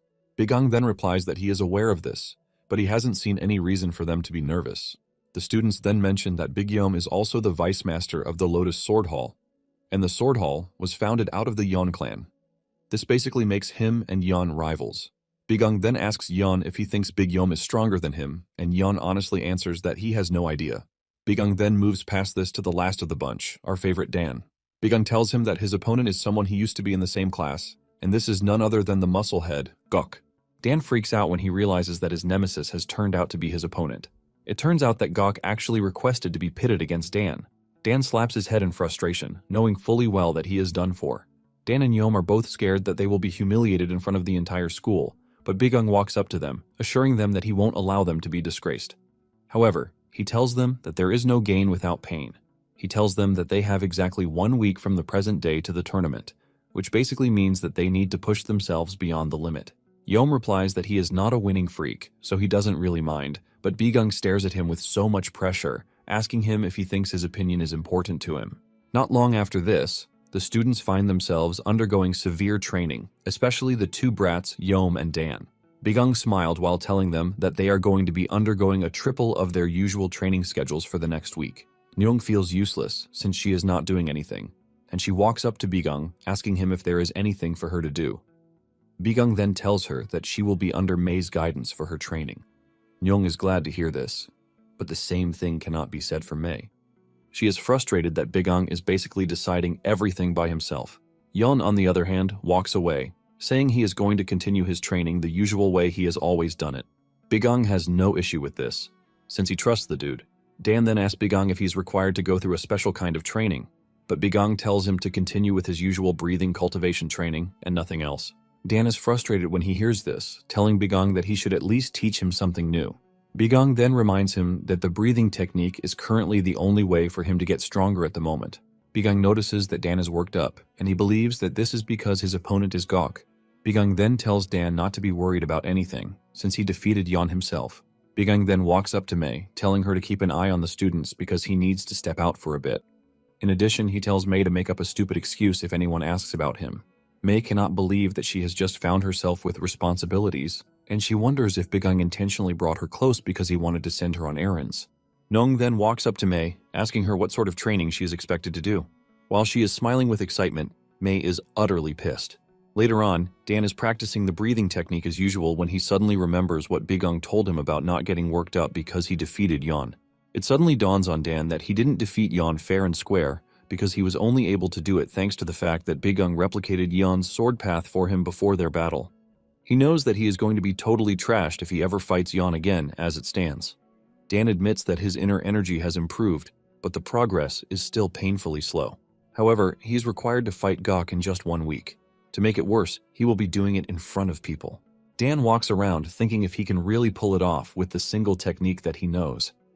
Just then, he notices some strange noise coming from the training room, and he walks over to check it out. He gets there to find Gok training really hard, and this sends a chill feeling down his spine. Gok suddenly turns around when he notices that someone is there. However, Dan hides behind the door, believing that Gok didn't see him. Unknown to him, Gok is already onto him. Just as he is about to heave a sigh of relief, Gok shows up behind him, scaring him, and he falls on his arse. Gok stares at him intently, claiming that he is there to spy on him while he trains. Dan starts to stutter, asking Gok why he is in the training so late at night. The question sounds very dumb to Gok, who screams at Dan, asking him if he is basically saying he is not entitled to train.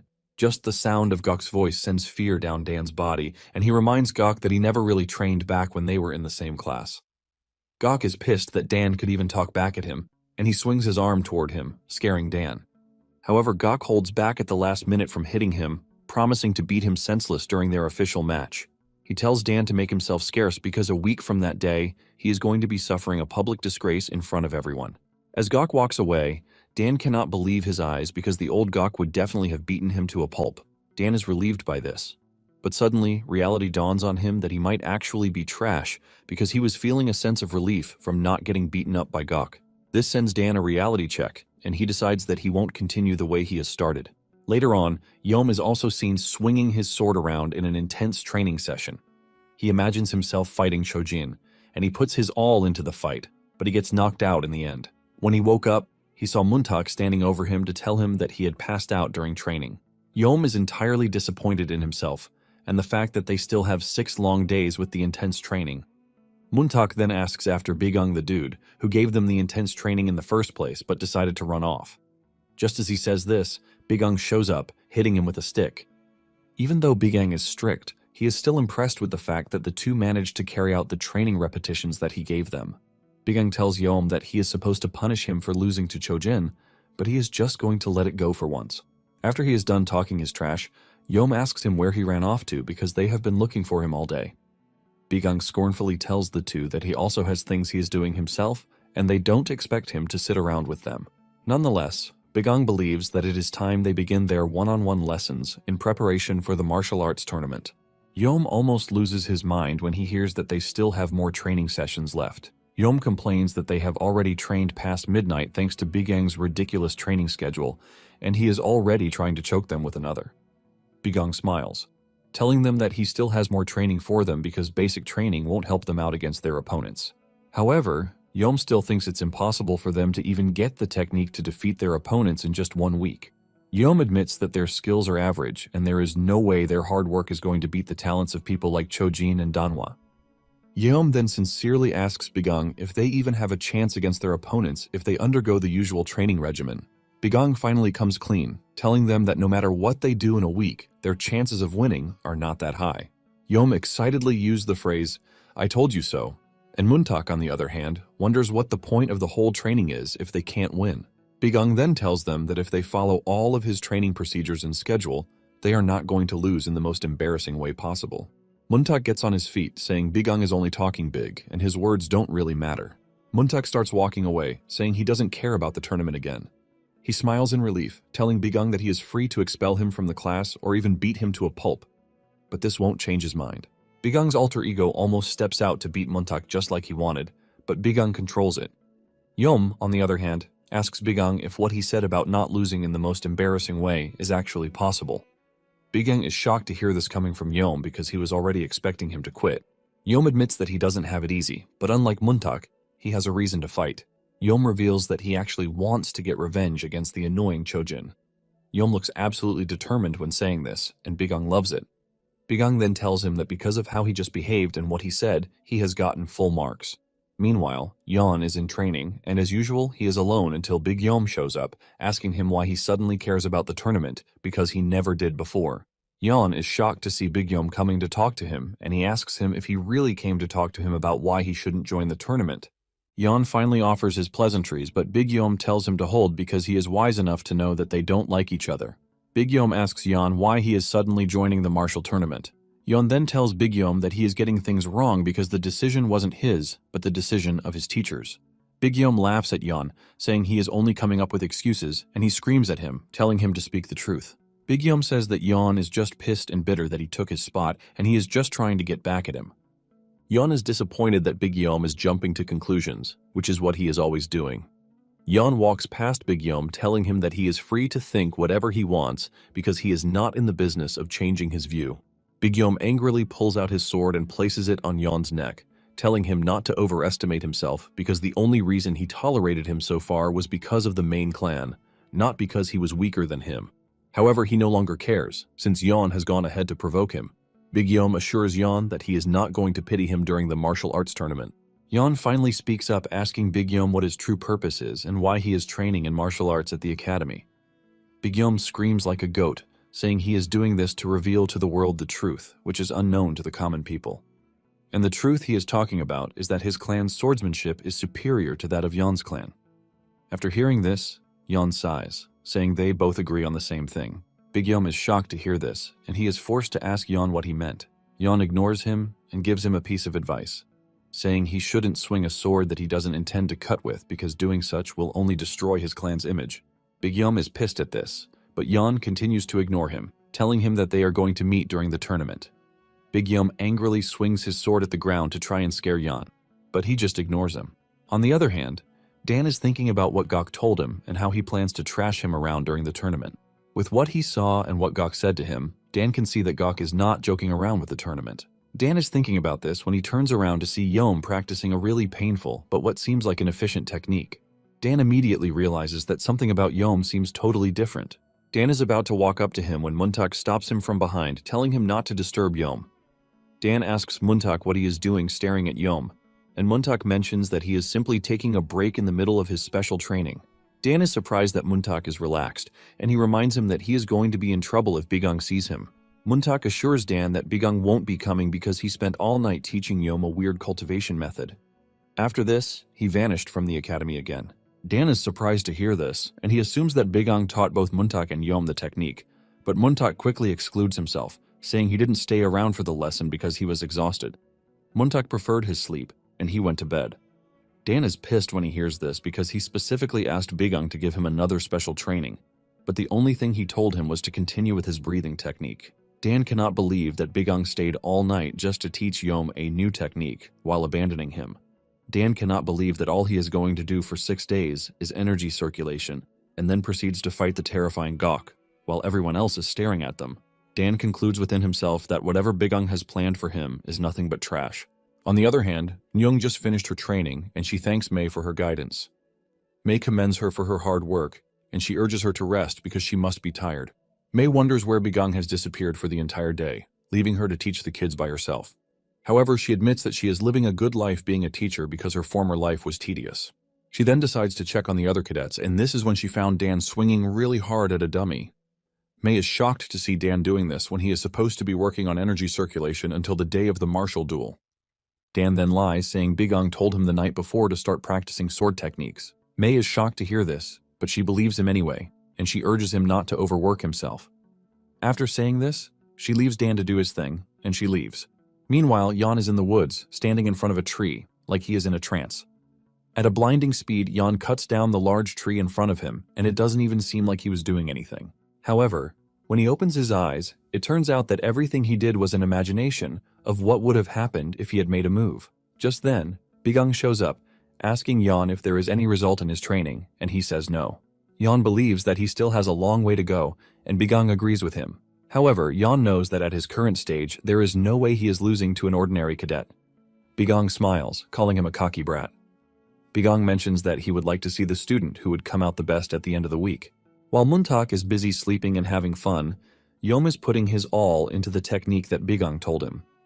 The night before, Bigang had asked Yom to tell him his story because he found it quite weird that his target for revenge was also his opponent in the duel. Yom then narrates that everything started back when they were cadets in the same group. There was no enmity between them since he was the heir of one of the most prestigious clans in the entire Jianghu. Yom, on the other hand, was from a small, insignificant martial clan, and there was no reason for them to even have a history together. However, Chojin later found out the truth about his no-name martial clan. Chojin made fun of Yom, asking him how someone from an unorthodox clan was able to make it into the Spring Academy. The moment Chojin said this, other students started whispering all around, wondering if Yom was from the underworld. Yom was pissed when he heard this, and he confronted Chojin, telling him that he might have gotten the wrong information. He admits that his father was once an unorthodox martial artist, but he already gave up that path long ago, and with the approval of the Orthodox Alliance, he started a new life. Yom adds that this all happened before he was even born. However, Chojin didn't care, and he even slapped Yom on the face for talking back at him. Chojin calls Yom's father a traitor, who abandoned his own faction and clung to the Orthodox faction and even had the nerve to bear a child. Chojin mentions that everything about Yom disgusts him, and this pisses Yom off. Yom angrily swings his wooden sword at Chojin, but Chojin easily takes him down. After the first time that he lost to him, Yom continued challenging Chojin over and over again, but he always defeated him. Yom tried so much, but not even once was he able to touch even the hair on his head. And then out of nowhere, his group got assigned to the Special Purpose class. This basically summed up his story, but it doesn't seem enough to Bigang. He thinks it is something minimal because Chojin wasn't petty enough to send assassins after him. Yom is shocked to hear this, believing that Bigang is saying trash, but he gets a knock on the head. Bigang says Yom's entire revenge saga is nothing but childishness. Bigang wanted to leave Yom to train harder in the basics, but Yom screams at Bigang, telling him that what he just heard might sound petty to him, but he has no intentions of forgiving Chojin for what happened. Yom mentions that Chojin insulted him and his parents, and there is no way on earth that he is going to let it go. Yom angrily tells Bigang that he has no idea what his father had to do to leave the unorthodox path. Yom swears and promises to strike Chojin down one day, no matter what it takes him. This finally catches Bigang's attention, and with a scary face, he asks him if he is seriously willing to do anything possible. Bigang admits that Yom's spirit is really great, even though he doesn't see anything to take away from his story. Bigang adds that he likes Yom because he didn't fall into self-pity like Dan. Yom is shocked to hear this, and Bigang finally reveals his intention to help Yom.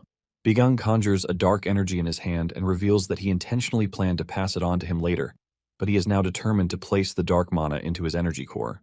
Yom is entirely confused with what he is looking at, and he asks Bigang what it is.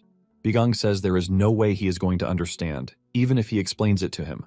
However, he lets him know that the energy is quite different from that of ordinary martial artists. Because of how different it is, it will resist and try to run wild, instead of fusing easily, but Yom's task until the day of the duel is to suppress and harmonize the energy. Bigang assures him that if he is successful in doing this, he is going to be stronger than he currently is. Yom notices the if word that Bigang used, and he asks him what will happen if he fails to suppress the energy. Bigang takes a moment to give him the answer before casually telling him that his head might just swell up and explode. Yom almost loses his mind when he hears this, but Bigang quickly calms him down, saying he is only joking. Bigung tells him that there is no way he is going to recklessly shove something that dangerous into him. Yom is relieved to hear this, but Bigung lets him know that if things go wrong, he will still feel an unimaginable pain. Bigung assures him that the pain will be so much that he is going to wish that he had died instead. With this in mind, Bigung asks him if he still wants the power, and even though Yom was scared to his bones, he accepts it. Yom devoted 18 hours of the day to purely suppressing and absorbing the energy, and in no time, 5 days went by. When Yom first started, he felt like his chest was going to get torn apart because of the unbearable pain that he was feeling. However, he finally managed to settle it down after several repeats of the cultivation method. Suddenly, he realized that the pain had totally subsided, leaving him to wonder if he had managed to succeed in carrying out what was expected of him. However, he doesn't feel like a new, different person. In addition to this, Bigung has been nowhere to be found for days, leaving everyone wondering where he has disappeared to. At some point, it crosses Yom's mind that Bigung might be a big fraud, and he doesn't even know it yet. Unknown to everyone, Bigung was also undergoing his own severe training, and after he was done, he believed that he finally had a bit of preparation in him. The next day turned out to be the D-Day of the Heavenly Martial Tournament public selection duel, and everyone was hyped for it. The students are excited because this is something that has never happened before. Some are even excited that the duel has given them the chance to have a free day from training. In addition, most people don't even believe that Bigung and his students have what it takes to defeat the talented students. However, some are going with the idea that there might be an upset, just like when Dan defeated Yon. In addition to this, Yon has now found himself in the special class. Nonetheless, they believe that Big Yom is way stronger for Yon, and no matter how much he tries, he is just going to lose. In addition to Big Yom, there are also Danhwa and Gok on their sides, which basically make them a cheat code. They are confident that no matter how much the ordinary man works, there is no way he is going to beat talent. Deyoung also believes this because the candidates he selected are the best in the academy, and it would have been a complete list if Yon were present. Nonetheless, he is confident that his candidates are going to win the duel no matter what. Deyoung plans to teach Bigung a lesson with the huge defeat that his team is about to suffer. Just as usual, Bigung comes strolling to the arena, telling Deyoung that he appears to be calm, as if he has won already. Deyoung is pissed just by staring at Bigung, and he mentions that he heard Bigung has been pushing his students to the limit over the past week.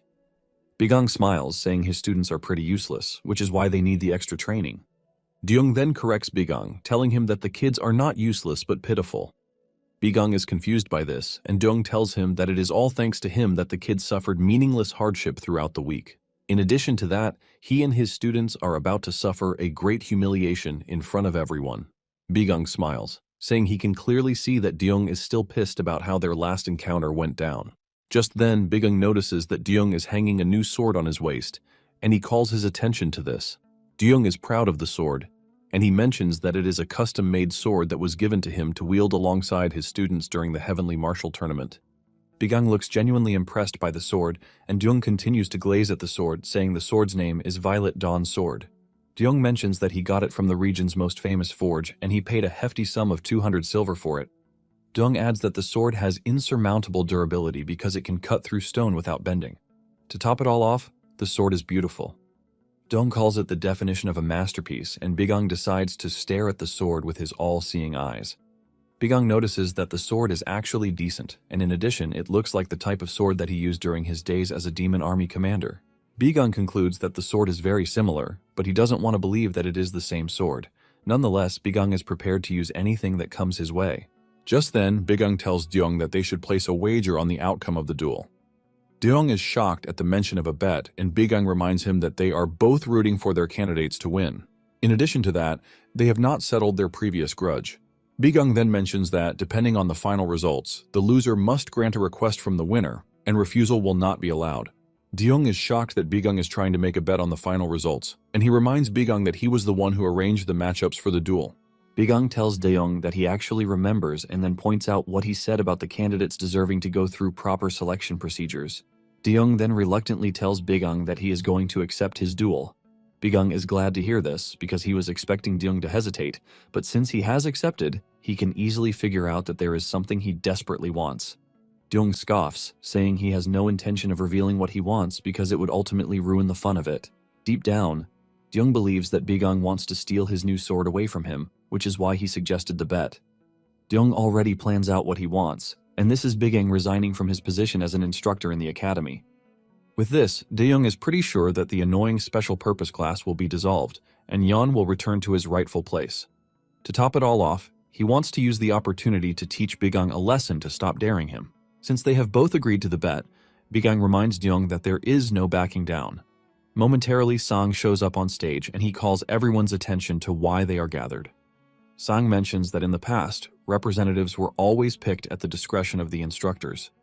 But Bigang has challenged that method, and because he found it interesting, he actually accepted the proposal. Due to this change, the original candidates will face off against the challengers, and the winners will advance. Basically, the duel is going to be one-on-one and a total of 5 matches. Victory comes by surrender or by knocking the opponent unconscious. Sang then mentions that any clear attempt to kill means automatic loss to the offender. Once he is done calling out the rules, he declares the match open. The first fighters of the day are Yeom and Chojin. Upon getting to the stage, Muntak can see that Yeom is already nervous. Chojin wastes no time taunting Yeom, saying he has heard about his everyday training. Chojin cannot believe that Yeom has been training just so he can lose to him. With a scornful face, Chojin calls Yeom a vermin who has refused to know his place. Chojin asks Yeom if he remembers how many times he has lost already, and Yeom says he is aware of this. Yeom replies that Chojin has defeated him 8 times in total, and the moment Yeom says this, he makes his move, dashing toward Chojin in anger. He leaps at Chojin, planning to land an aerial hit, but Chojin easily delivers a painful horizontal strike that hits Yeom on the face, telling him that he is still trash. Muntak holds his head in frustration, saying nothing has changed, even with all the training that Yeom did. Outside the arena, Bigang can also see Deong smiling because he is already feeling confident. Deong cannot believe that Bigang was literally trying to get Yeom to defeat Chojin. Deong is confident that the result will remain the same because he has watched the two fight many times in the past. In all of their fights, Yeom has lost to Chojin so badly on the previous occasions that they met. In addition, Deong is confident that there is no result that can go against him because the battle bracket is arranged with the most suitable matchups. Deong calls this an experience on his path, while Bigang is nothing but a rookie who needs to learn. Deong is also looking forward to his wager with Bigang because he is about to suffer an inexplicable and humiliating defeat. Deong cannot wait till Bigang suffers the consequences of his actions. Instead of being scared, Bigang suddenly smiled because he knew what was going to happen. By the time Deong turns back his head to watch the fight, he is shocked to see Yeom hitting Chojin so hard that he almost breaks in two. With his regular poker face, Bigang lets Deong know that the outcome of the match is already determined, and Deong has no chance whatsoever. Chojin is shocked when it dawns on him that he actually got hit by Yeom. Yeom smiles while staring at him, and this triggers Chojin, who angrily swings his sword at Yeom to knock him to the ground. Chojin is pissed that a lowly person like Yeom is laughing at him, and this forces him to start going after Yeom really hard. Muntak is excited that Yeom managed to land a hit, but to make it worse, he is already getting himself pounded like a drum. Muntak wonders if Yeom was only able to land the hit because Chojin let his guard down. Yeon agrees with Muntak, saying Chojin was probably careless. However, Yeon doesn't believe it is the only factor that they need to consider because he was just as careless in his other matches against Yeom too. Yeon then tells Muntak that Chojin is born of royalty and would never just allow someone who is from the trash to just hit him carelessly. This is when it finally dawns on Muntak that Yeom has changed, and he is not the old dude that he knows again. On the other hand, when talking about the Heavenly Tiger Martial Academy, it was one of the most ancient and prestigious schools in Hunan, boasting over 100 disciples. And the master of this school is Chojin's father. He is the only son of his father, which makes him the region's most renowned prodigy. Chojin is considered the only one who has mastered every technique that the Martial Academy has to provide. In addition, he was raised on countless elixirs and blessed tonics since he was a kid. He is considered a chosen genius among all geniuses. Still enraged that Yeom managed to land a hit on him, he activated his technique's first form, the Heavenly Radiance Flurry. Yeom manages to keep his ground against this, but Chojin follows through with the Heavenly Cloud Mobility art. By using the 18 rampant steps, he gets behind Yeom before he could even react to him. He then uses his technique's sixth form to try and finish Yeom off. However, Yeom tanks the attack even though his body is reeking with pain. Chojin is pissed that he messed things up in an official match and allowed himself to be hit by such trash. Chojin plans to crush Yeom so badly that he won't even get the chance to breathe because this is the only way he can redeem himself. Chojin increases the intensity of his attacks, and he moves to the 9th form. This provides so much attack power that he was sent flying. Yeom crashes into the arena grounds, and Chojin smiles, believing that he has finally defeated Yeom. Suddenly, he hears Yeom asking him if he is done because he didn't even feel anything. Yeom tells Chojin that he is not going anywhere because he is not done yet. Chojin almost loses his mind when he sees Yom standing like nothing just hit. Apparently, Chojin just used his best attack against Yom, but he still managed to tank it. While he is trying to piece together what could have happened, Yom dashes toward him at a blinding speed. However, Chojin feels no threat coming from Yom, and he prepares another strike in wait for him. Chojin lands his hit on Yom, throwing him back, but barely 10 seconds later, Yom comes dashing toward him again. Yom swings his sword at Chojin, and luckily for Chojin, he dodges the strike, but the strike leaves the ground shattered. Chojin realizes that Yom's strikes are completely different from before, and he soon figures out that the more Yom gets hit, the more energy he builds up. Yom continues coming at Chojin, and before he knows it, he is already seeing Yom in the form of the devil. This leaves him wondering what Yom did during the past week that he was using in training. The spectators have also noticed that Chojin is getting pushed back, which leaves them totally shocked. Dong starts to panic as he screams at Chojin to get his head back into the game. On the other hand, Bigang remains calm because he knows that Yom has finally adapted to the intensity of the battle. Bigang is actually impressed with how Yom is handling the battle because it appears to be way better than he expected it to be. Bigang narrates that during his time as the Legion commander, when he learned of the existence of regression, he started planning his moves in countless ways to deal with the demons that would appear again after his return. He began planning how to kill the demons in the most effective way possible, and for 65 years, he did his research and designed thousands of anti-demon tactics. However, due to some practical reasons, he had to put some of them aside, and one of them is injecting mana into a martial artist's body to forcibly awaken them. And in turn, they are going to train their bodies to adapt to it. Basically, it is a simplified version of the modification experiments that were carried out on him by the demons. Although the mana is currently diluted, it doesn't change the fact that it is still mana. Mana is an energy source from another realm, and no matter how much it is refined, there will always be side effects. Bigang himself suffered inexplicably in agony for days after reinfusing himself with mana when he first came back from the future.